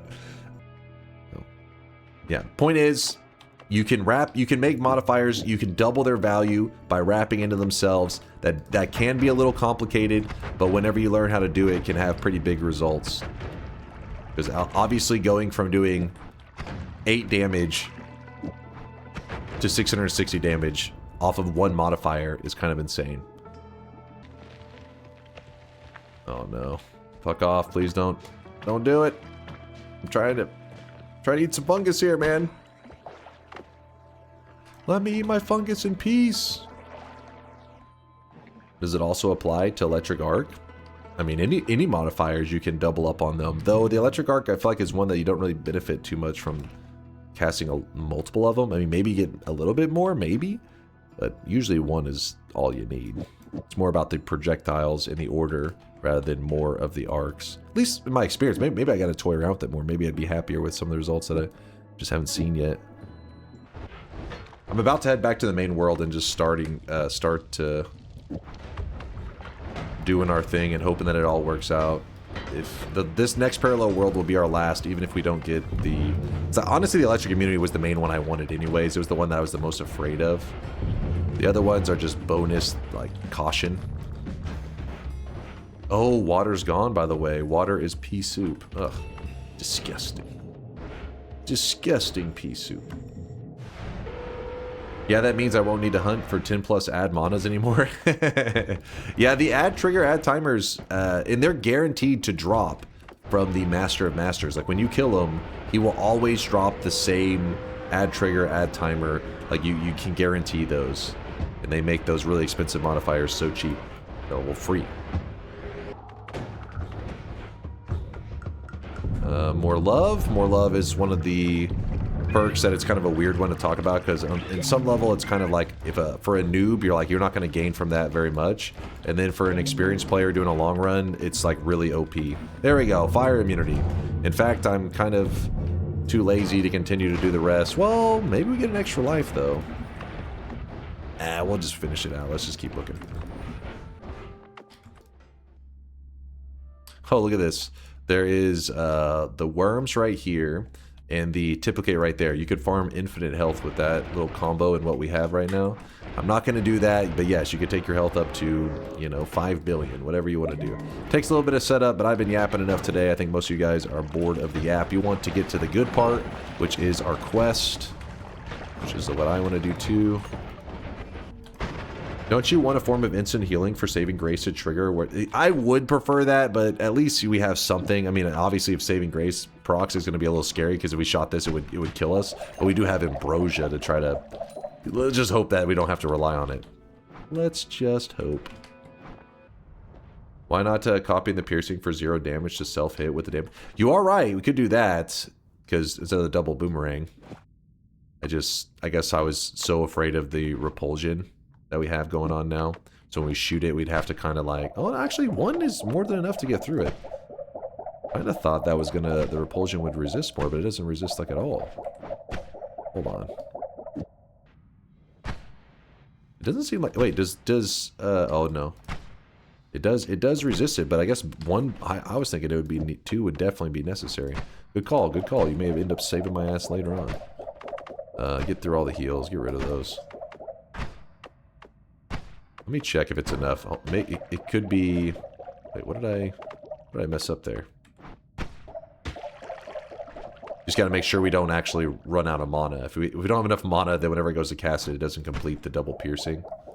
And that could be dangerous. But yeah, good call. Shift time, also mod restart. Good call. We haven't mod restarted this whole yap fest, so probably should. Let me... What shift number is this? Like this one that's happening right now. Which one is this?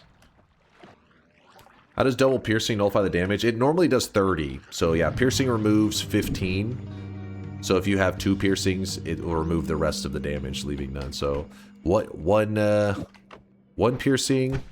Ow. 2 piercings because of the copy. No longer ow. What was the most fantastic thing you discovered by yourself in Noita?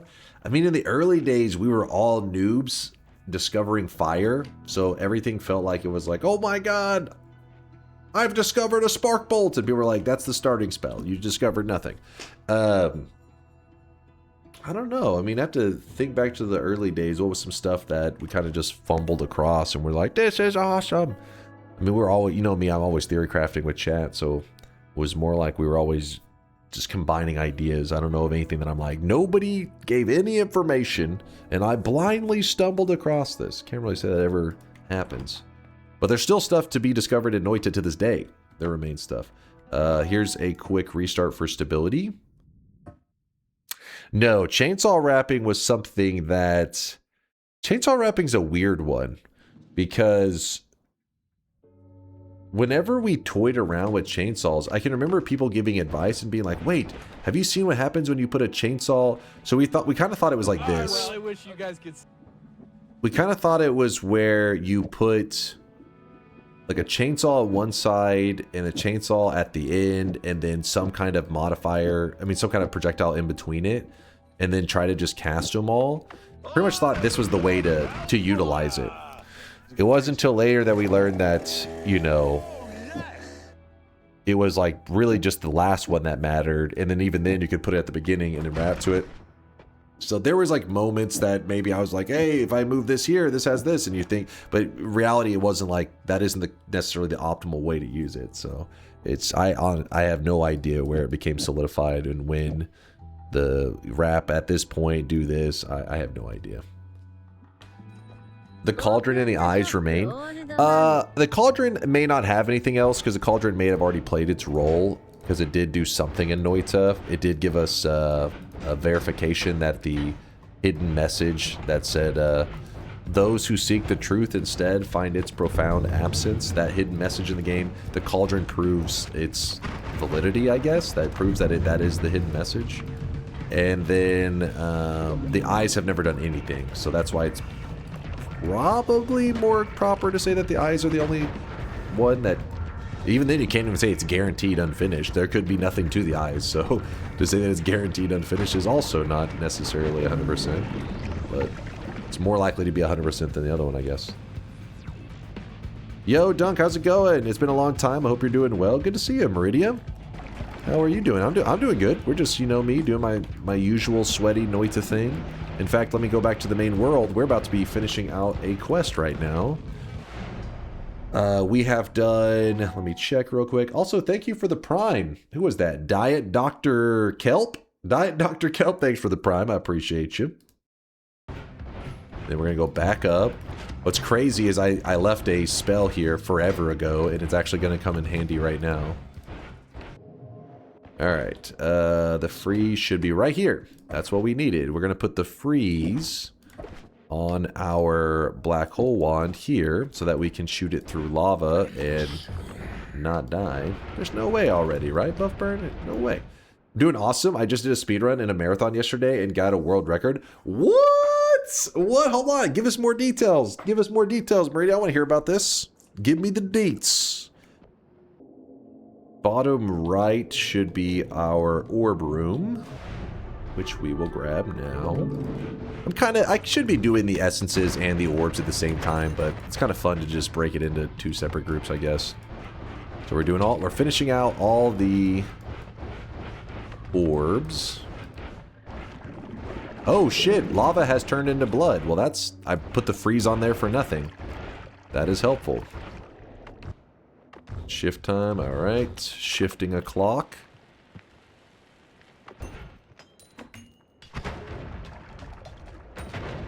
Oh god. God damn it. The fucking thing just got destroyed by ice. Wouldn't be the first thing. And the explosive box also getting in on the annoyingness. Hold. Alright. Shift number 17, I think Lude had said. We should have 3 random shifts remaining. We're going over here because we're going to grab this orb. We have 2 orbs left to get to 11. Didn't blood turn into lava before? Yeah, that's a funny one, isn't it? Blood is currently lava, and lava is currently blood. So I'm guessing what that would mean is if we go to the altars where they were... let me look in a spot that there should be blood. Even if it has the visuals of it, I'm guessing it won't burn to the touch. Let's see. Oh no, see, the lava, because of that, it's went back to being blood. Huh. Our blood is back to being blood. It'd have to be a broken shift, I guess, to solve the visuals. How's it going, Kolmi? Well, Meridia never gave us his deets on the marathon stuff. I was curious. Go over here. Oh, there it is. Now he posted it. It was in Questing for Glory, a yearly marathon that's on the RPG Limit Break Twitch channel.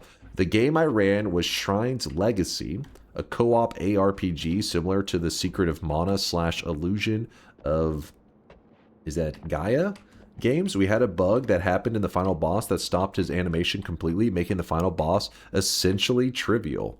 Nice. Congratulations, dude. I'm trying to remember Secret of Mana. You said it was a co-op similar to Secret of Mana, but I really wish you guys could see this guy right now. He is drenched. I don't know why when I hear Secret of Mana, I think of Tales of Symphonia, but these are completely different games. Yes, the Tales of series. I'm mixing. I think I'm in my brain. I'm like for some reason picturing Tales of Symphonia, and I'm like, wait, no, that's not the right one. Action RPG that's kind of similar. He's lying. He did a wankathon. Is this true, Meridian? Were you jerking it? He said no. That's exactly what a liar would say. Congratulations, though, dude. That's awesome. Very cool. Not the wankathon, the new record. Just got a new world record in doing your mom any %. Well done, Synthetron. Proud of you. Mana is an old Super Nintendo game, right? Was good. Yeah, I believe so. Isn't Secret of Mana SNES?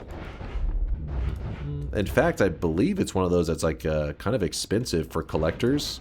They try to get their hands on it these days, and I feel like it's one of those games that you see a person say like, "I got this for $5 at a garage sale," and then like online you can find it like it's like you sell them really expensive.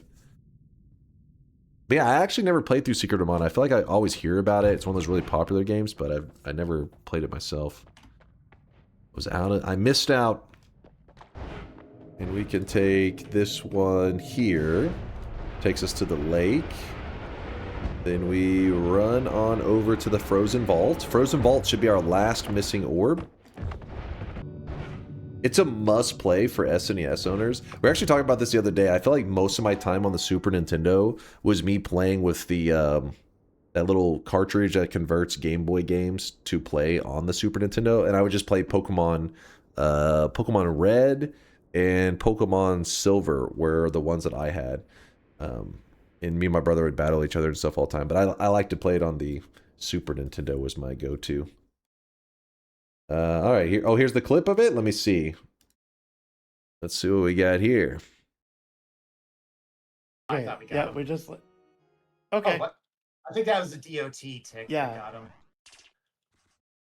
Oh, he was in the middle of his landing animation, so now this animation's screwed up. Okay.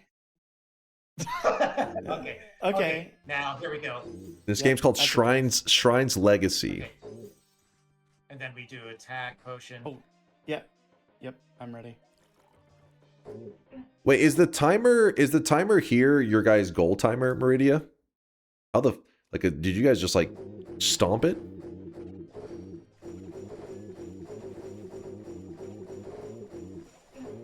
It's the estimated time. Oh, okay. Oh no. Wait, what do you mean? Oh no. Oh yes. Hello. Well, I mean, okay. Well, oh no. Oh no. Oh yeah. So apparently, if you do a DOT tick to initiate the second phase of the fight, right as he lands, then his animation just screwed up and you just get a completely free win. Well, congratulations on the world record, dude. As they fucking pile drive the boss together. Yeah, I hadn't heard of Shrine's Legacy. I've definitely heard of Secret of Mana, I just never played it. But never heard of Shrine's Legacy. Whoop. There we go. Now, we have completed all the orb collecting portion of the run. Yes, there are still more orbs you can get in the world, but we've gathered all the orbs from the main world, which is 11. So, fungal shift time. We are almost done. We're not quite done. We have to... The maximum amount of shifts that you can do in a run through fungal shifting, as far as we know, is 20. Nobody's ever been able to go further than 20. There are other ways you can do shifting, but they're not fungal shifts. They're... I mean, technically, like you kill the Leviathan, a shift takes place, but it's not through fungus, it's through the kill. That's a whole different thing. But we are on shift number 18. We have 2 shifts left, and we'll be completely done with all 20, the maximum amount of fungal shifts that can be done in a run. So we're done with the orbs, almost done with fungal shifts. Now let's focus on the Moon Quest. What's the Moon Challenge? We're going to go ahead and just do the piece of the Moon Quest where we take all of the main... Actually, wait, which one gives us Healthium? Let's do the one that gets Healthium. I did say I was going to do that one. Is that one the 5 essences or the 4? What about Supernova? That is Sun Quest territory. No plans to Supernova on this one. 4, but you need Gordon. Okay, we have it. We can do that one. Is it the Gourd one? Does the pillar tell? I can't remember. Let's see. Secret fruit pillar. Okay, so the dark Gourd Moon.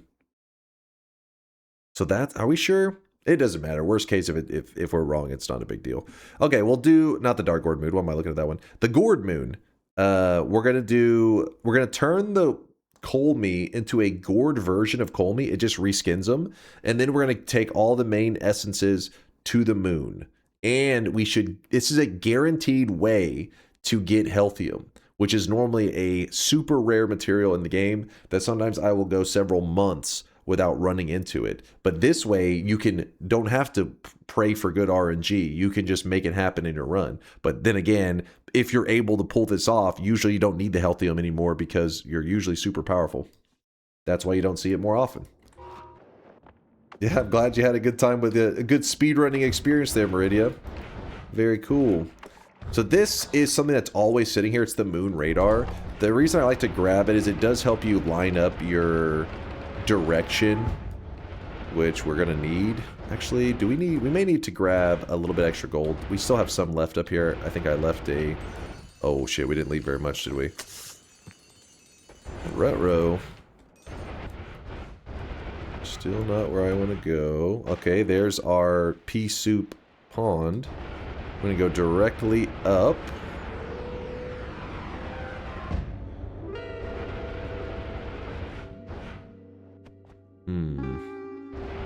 Then we go up a little bit more.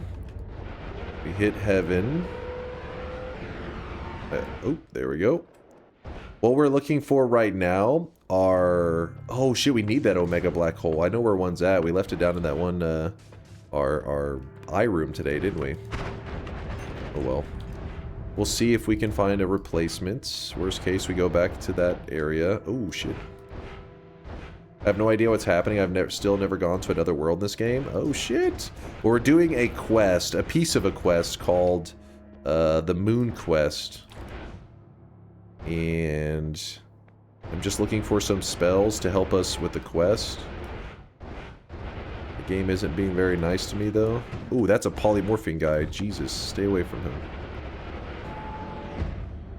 Alright. I just realized we had the knoll we could have put on that deadly heal to make sure it didn't hurt us as well. That's a polymorphing guy right there. Stay away. Stay away. I don't think the Uko shots move the sun very well. I could be wrong. Oh, there we go. Oh, Omega White Hole. Shit. Was that Omega or Giga I saw? Somebody had asked earlier. I was saying it was Omega, but now I'm starting to question it. I think Omega White Hole works. So up here, we're just kind of shopping around in the really expensive spells, looking for something that can help me move the sun. The sun is a pain in the ass to move, and the fact that the game is not really throwing anything out that I like is making me upset. Damn it. Shifting time? Okay, let's get over to this island and shift it up. I moved the Dark Sun with the bullet? Really? The bullet worked. That's a Giga Black Hole. Swamp. Damn it. I mean, we can grab the Nala at least and put that on our Telly wand, and that makes us not to have such a shitty Telly at least. Nala. Any physics object traveling at high velocity, move it, eggs, rock spirit, bullet. I mean, you have to be spamming the shit out of it, wouldn't you? I guess we're gonna go with the white hole. We'll see how this works out. Let's right from here. Okay, so... Okay, this area, it's getting so dark I can't even see. There were 2 omega white holes here. There's one. And... Problem is the recharge time is insane. Which is why we had the LARPas before. What if I was to put this here? Will that kill it fast enough? Kind of. We're gonna need multiple of these, which is why the LARPA is necessary. Yeah, maybe you're right about the orbit. Maybe that could be kind of a cool idea, Phoenix. If you're cooking, so you shoot it and then just like leave it there for a bit. I think that's a cool idea. Let's try that. Let's see if you're a genius, Phoenix. Alright, so we're using the radar to point us towards the sun. Gotta be kind of careful. I don't want to go too close to the sun. Not looking to die. Last shift time? Give me one moment. Oh my god. Looking kind of wild. Okay. So what if we...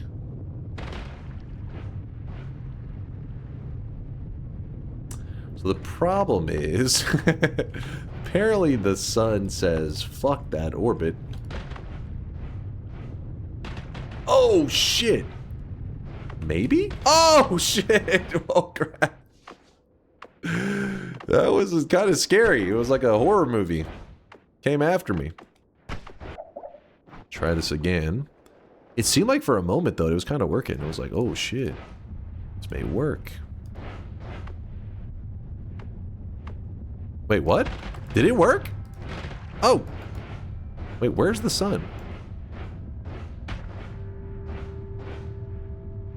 Oh, I think it's above. Maybe? I can't tell. It... Oh, shit, I found it. In fact, let's shoot another one. Hopefully it will push it away.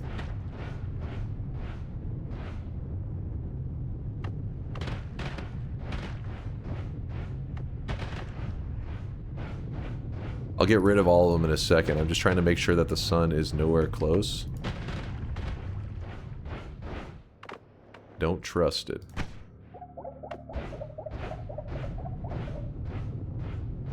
Ooh.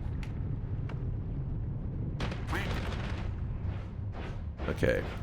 I think it's pretty far away now. So I'm going to kill all the white holes that are there. And yeah, great idea, Phoenix. The orbiting arc, I think, was the key. Because normally when I shoot the white holes at it, the omega white holes, you have to rapid fire them really quickly. They could like kind of spam it at them.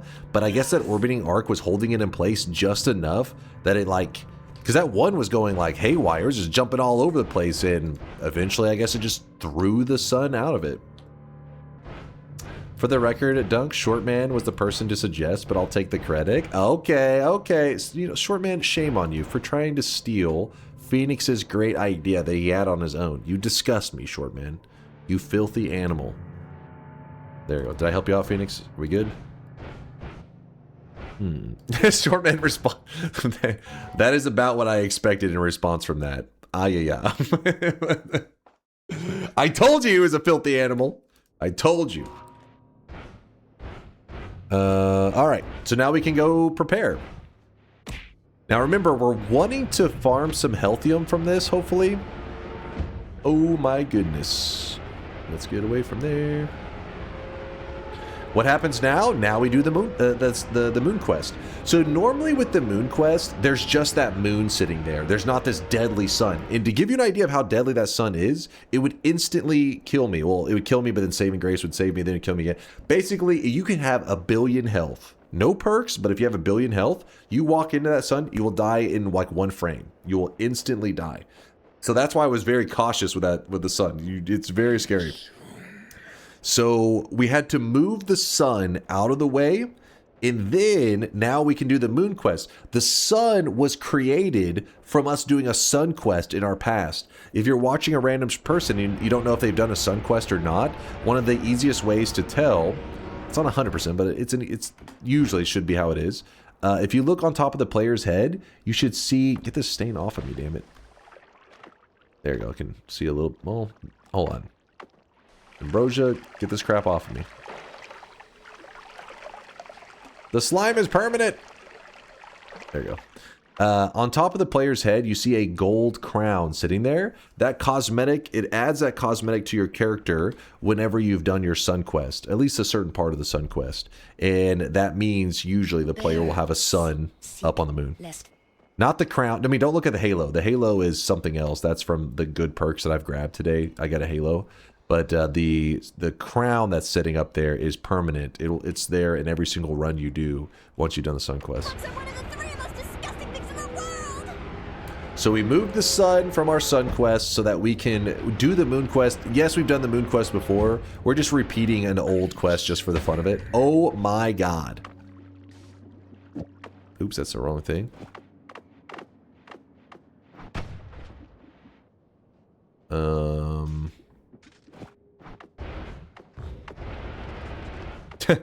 All right. And oh yeah, I'm supposed to do that final shift, I think. Woo! Lude says this is the final one. Check the wiki. I think you need to be on New Game Plus. For what? Not for the Healthium. You talking about something else? The Moon Quest? Oh no, they're talking about if you want to complete every single step. Like if you're wanting to do where you create like you do every interaction with these moons. Whenever you do one of these interactions with it, what happens is you can no longer, like, if the picture, there's a trigger on the moon, and whenever you do something with it, the trigger is deleted, and it does like, oh, you've done this piece of the quest. When you go to New Game Plus, this can reset those trigger points. So that's why if you're ever trying to do like as much of the moon quest as possible, you usually are doing New Game Plus stuff. That way you can do like certain parts of the quest, delete the trigger, go to New Game Plus, the trigger comes back, do another part of the quest. We're just doing the Gourd Moon part of the quest, which Gourd Moon isn't even really, I think most people when they think of the Moon Quest, they do, I think, Void Moon and Drunk Moon. But yeah.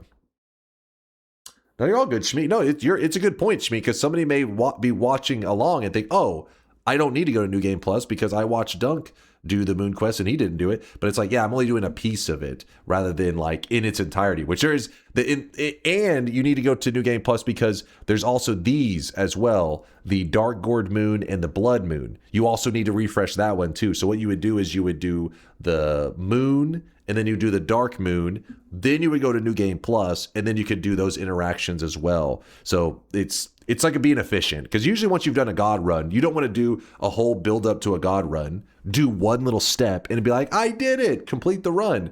Because then you're like, all right, what's the other step? And you're like, okay, you have to do a whole nother God run, just so that you can do the next step, where if you do it really efficiently, you can use the New Game Pluses and save yourself several God runs and just do it all in one. So we are done with the shifts, Lude said. Let me be 100%. If we check here, it should say shifts 20. Yes. So we have reached the maximum amount of fungal shifts that we can do. And if you want at the end of the run to confirm it, I'll even try to do another fungal shift. And you should see that nothing will happen. We have gathered every orb we need to gather from the main world, all 11. Done with the shifts. The Moon Quest is the final piece. We decided on the Gourd Moon, and the Gourd Moon, we're almost ready for it. I just have to do one little minor detail. How long does it take to get a God run typically? Like how many attempts? Every run in Noita is a God run, like every seed. Like there's no seed that's like, oh, seed wasn't good enough, couldn't be a God run. Now don't get me wrong, some seeds can make it a little easier on you, where you're like, oh, I found this heal in the second or third zone. Meanwhile, another run, maybe you don't find it for like third parallel world, and then you find a healing spell. But every run has usually some special stuff on it that make it a god run. I mean, people can get a god run going in like 30 minutes. They're already going crazy. I play a really slow play style where I check out like every corner, every little detail. This means that usually my run doesn't get to like god run status for like 3 hours into my run. When if somebody's wanting to speed run it, they're there. And hell, the world record runners, they're there in like 15 minutes. Where was I going? Oh yeah, I was heading down to Kolmi. So what we are going to do, this is an important step, and if you've never seen this step before, it's kind of a funny one. We're heading down to gourdify the boss. So this thing right here, this refreshing gourd, I just ran, I should have pointed it out whenever I was doing it. I ran to the top left of the map, which is around this area here, and there's a cave with these little gourds in it. I grabbed one from there. Those can heal the player. It's one of those things that gets brought up from time to time because somebody will be like, hey, you know, I'm really desperate for heals. You know where I could heal at? I currently only have 2 HP. Then there's always somebody in the chat where like, have you tried the gourds? And it's like, well, gourds are always there and they will heal you. But also, if you don't have really good digging, you'll probably die trying to get there. If you have really good digging, you can get there without getting hurt at all. Like, as you saw, I just kind of zoomed up there, grabbed one, and now I'm zooming back. But what happens is, if we go over to Kolmi, like so, he turns into Gourd Kolmi. Woo! And then, so now that we've turned Kolmi into the gourd version of Kolmi, we do not want to restart our game. The reason for this is that right now that boss stays loaded in as long as we don't close our game and reopen it, because normally the game just keeps the area around your character loaded in. So around me, that's loaded in. Areas far away, not loaded. You walk near Kolmi, he now triggers off a component that makes him stay loaded in even when you have gone super far away from him. And that's important for this step because this quest requires that we have a Gourd Kolmi loaded while we're doing this quest. So don't reset your game. And then we're going to grab this essence right here. It is called the Essence of Water. Normally it shoots out lava and is very scary, but because of our fungal shifting, it's actually shooting out blood and is not scary at all. That's a situation where fungal shifting can help you out a ton. Though normally we don't, you don't need to go like shifting lava away. It's not that big of a deal. I mean, it is scary, but usually you have a god run going and god runs usually don't die to just some lava. So we need to grab the 4 main essences. We grab the essence of water. We do not need the essence that is at the bottom of the lake. This is the essence of fire. The one at the bottom of the lake is considered kind of like a bonus essence, I guess. Like an extra essence. There are things you can do with that one, but it's not one of the main ones. Damn, I'm moving too quick. I can't even keep track of myself. All right, we want to be here. We want to line up with this and then go directly up. So we have 2 essence now with the essence of fire just added. There we go. There's the 3rd essence, the essence of air. And now we're missing 1 essence to have all 4 of the main essence. So as you can see, whenever I'm standing near solid terrain, whenever the essences shoot out of my character, right here, they delete terrain. Like right there. It's kind of hard to see because the other essences are ruining it. But that deleting of the terrain, I actually had it delete what at the time I thought was something super, super important. And it really, really sucked. Like I was raging on the inside. There's my 4th essence. So now we have all 4 of the main essences. I just got here. Can you please restart? I'm sorry, we're deep into our run, Vox.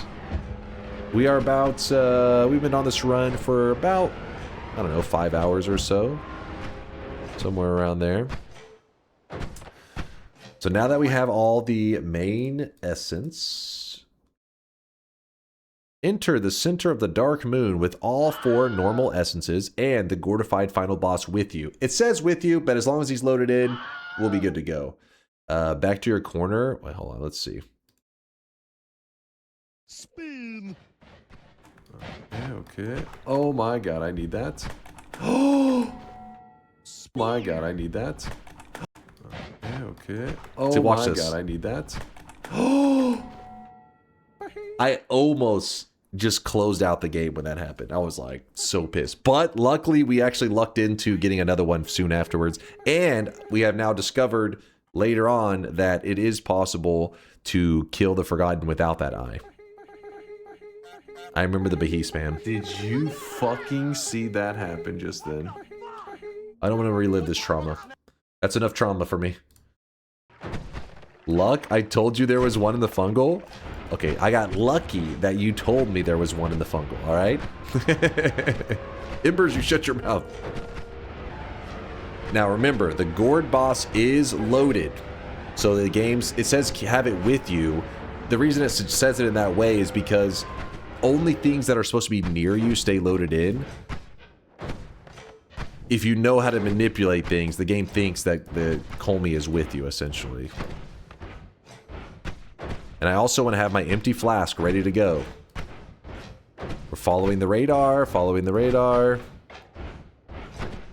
Are we... Okay, here we go. We fly into the center, and I'm going to have my flask out at the same time. There we go. As we scoop up some of the healthium. And let's see. What spells does it drop? I forget.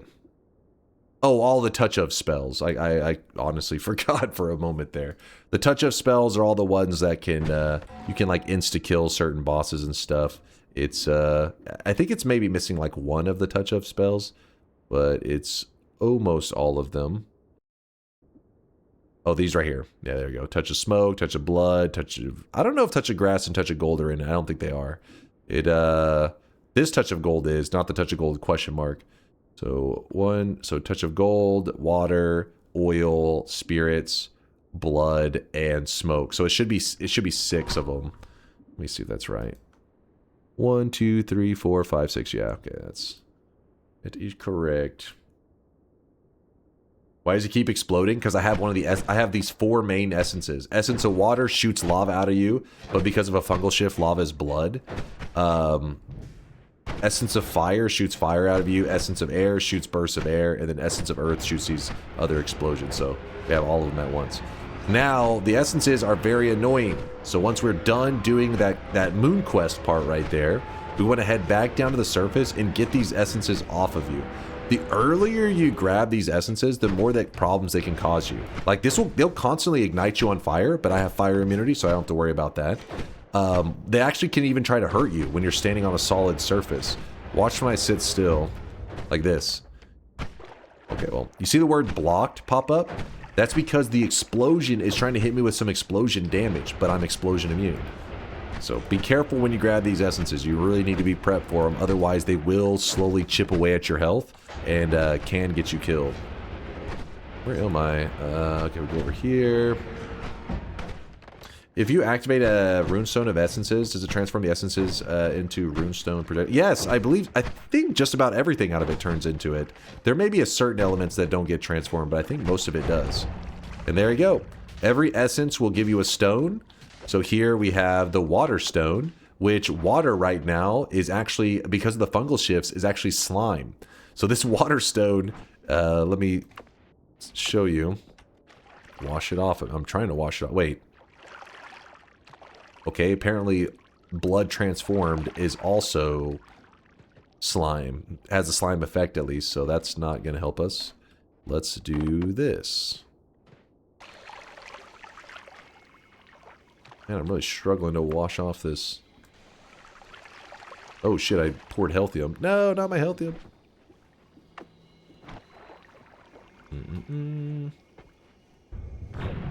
There we go. Damn, that slime is determined to stick to me. I have to submerge myself. There we go. Now it's gone.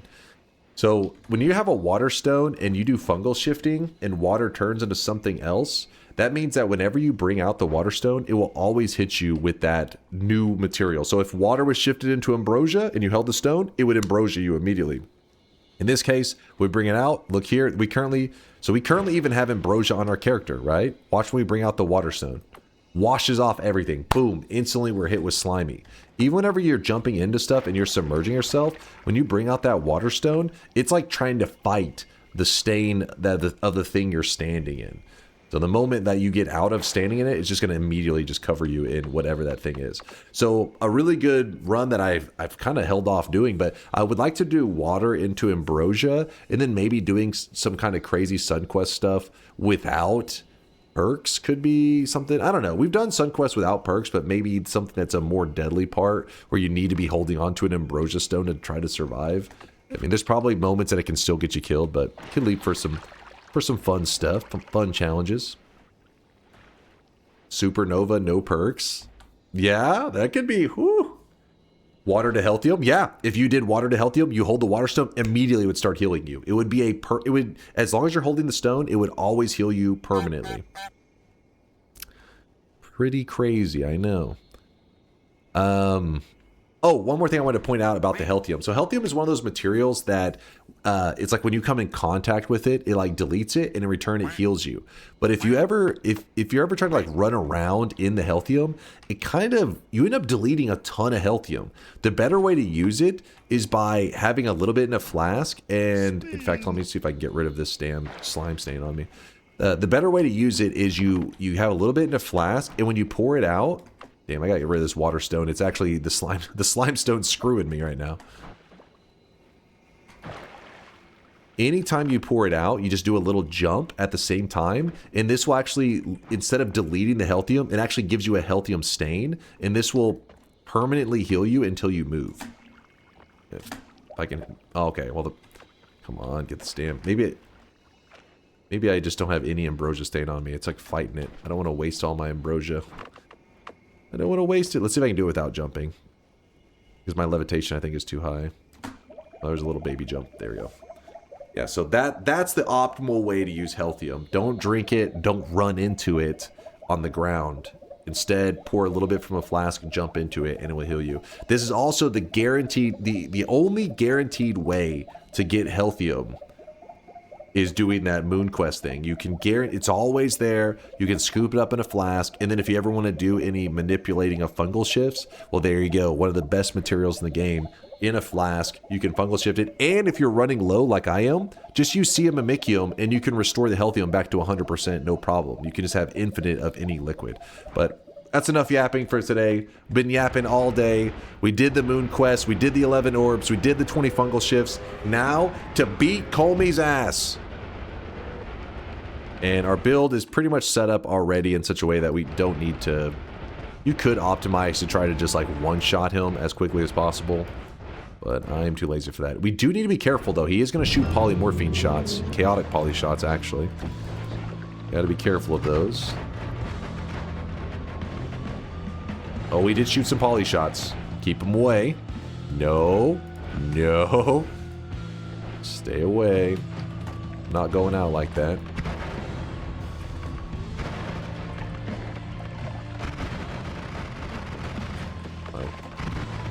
Get your ass back here.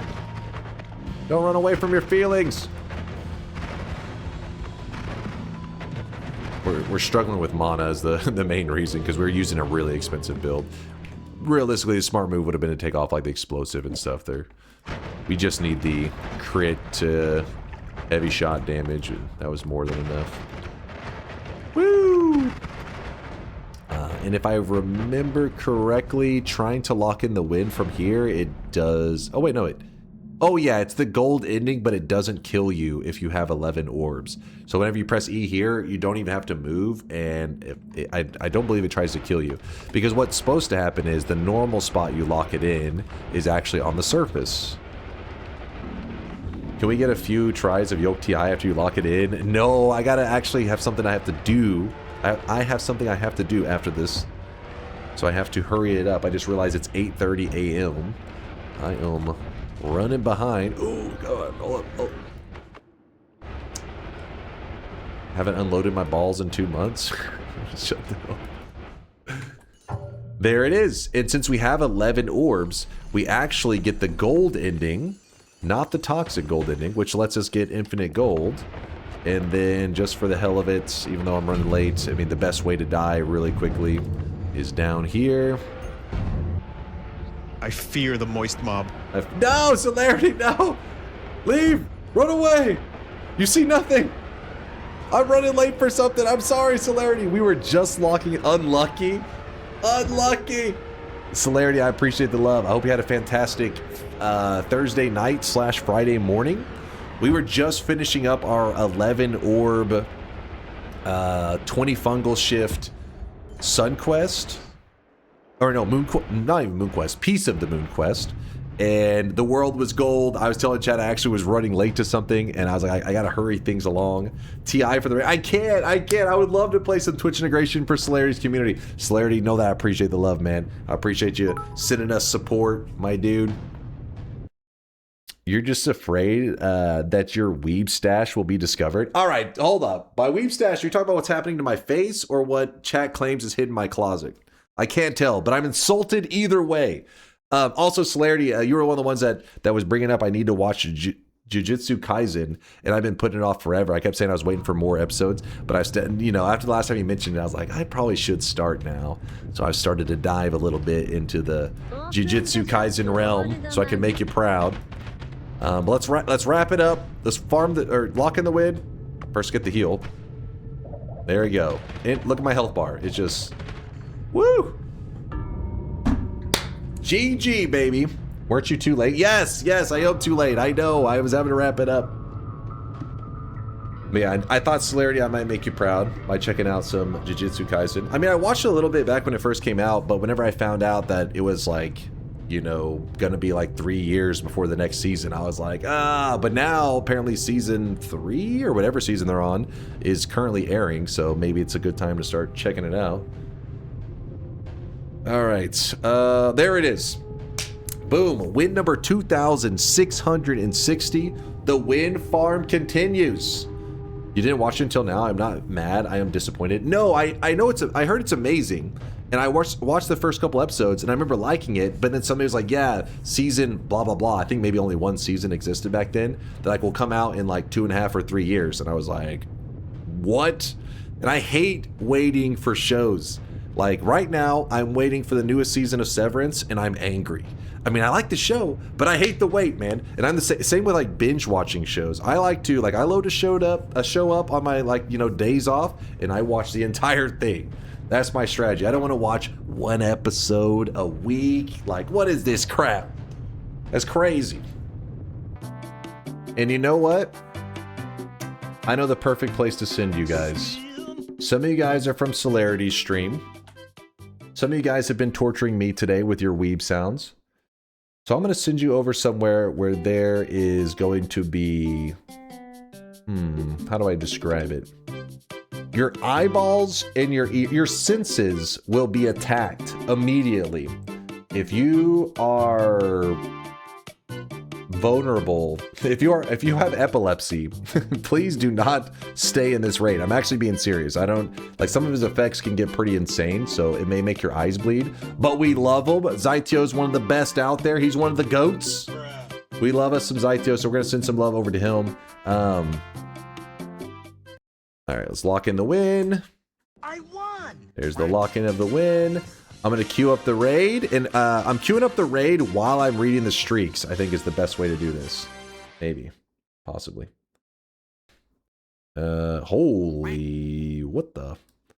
We got some streakers today, boys. We've got some streakers. Golden yes sign. Going out to Sad and Big Mike. Congratulations to these two on getting the golden yeses. They're part of the golden yes crew. Master 2080 with the 7 streak. Black Wraith, Cobalt, Sad Zero, Folded Eggs, Crudux, Frog, Electro, Big Mike, Wisdom Dota, Bobtual. These are all 7 streaks, my god. Robot Ice Cream Sandwich, The Underrated Taco, Thaylena, Ducky, Chrono Lord, Lodge 7 Space, Mr. Meow, Lord Huron, Lunarian, Lampus, 728 Rats, Conga, and Virtual Butt. I'm running out of air, but we're almost there. Gonna need some little more oxygen. Fanboy Era, congratulations on getting your wrong 7 times in a row. You get a dunce cap to celebrate your stupidity. Morgoth and Melior rated, both with the double 7 streaks, the 14 in a row. Congratulations. Peel 81 with the 3 7 streaks, 21 predictions. But the Giga Chad is Cosmo, sitting at 28 predictions in a row without being wrong even once. Cosmo, you deserve that 4th 7 streak, man. You're a true believer. And then rip in the chat for Peachy. These are the people that lost their streaks, by the way. Timo and Peachy, for some reason, thought I was going to lose the daily run today. Come on. Who do you think you're dealing with here? I just do. All right, the raid's queued up for Zytio. Like I said, you guys will have a good time. You'll love Zytio. So if you're if you're part of the raid chain going on, in fact, he's playing a game called Dome Keeper, which we've talked about before on stream. It's a pretty awesome game. They actually did a free weekend like 2 weeks ago or so, something like that. It's a pretty great game. I think a lot of people don't even know it exists. And I think if they tried it out, they'd be pretty addicted. It's a simple 2D game. Well, Celerity's community probably knows of it. I feel like Celerity plays everything. Like everything that comes out. Most of the time, what I do is I stop by his stream to see what the game is like. And I'm like, is that a game for me? I watch how the pros do it. And then I make a decision if I want to check it out. But if you never played Dome Keeper, well, shit, he may have to backtrack for this one because it came out a couple years ago. Yeah, Minthos is right. It's a quality game. And I remember the dev for it seemed like a real cool dude. I mean, obviously we didn't know him well, but he stopped by the chat before. He seemed pretty cool. Let me move. I'm moving some stuff around here. No, not because of no hair. Okay, hold up now. Hold up. All right, I'll be back in about 15 hours. We're going to be playing some more Noita in 15 hours. So don't be sad if Noita's coming to an end. There's always more Noita in the future, okay? You know me, always addicted to the Noita life. Hamper Champ, it was good hanging with you too, man. Thanks for chilling with us. Jack, Kaj, Bayhue, Test 60. Definitely shout out to Celerity for the raid. Anybody still here from the Celerity raid, thank you for the kindness. But have a good time with Zytio. You're about to get sensory overload. Be careful. Deuces.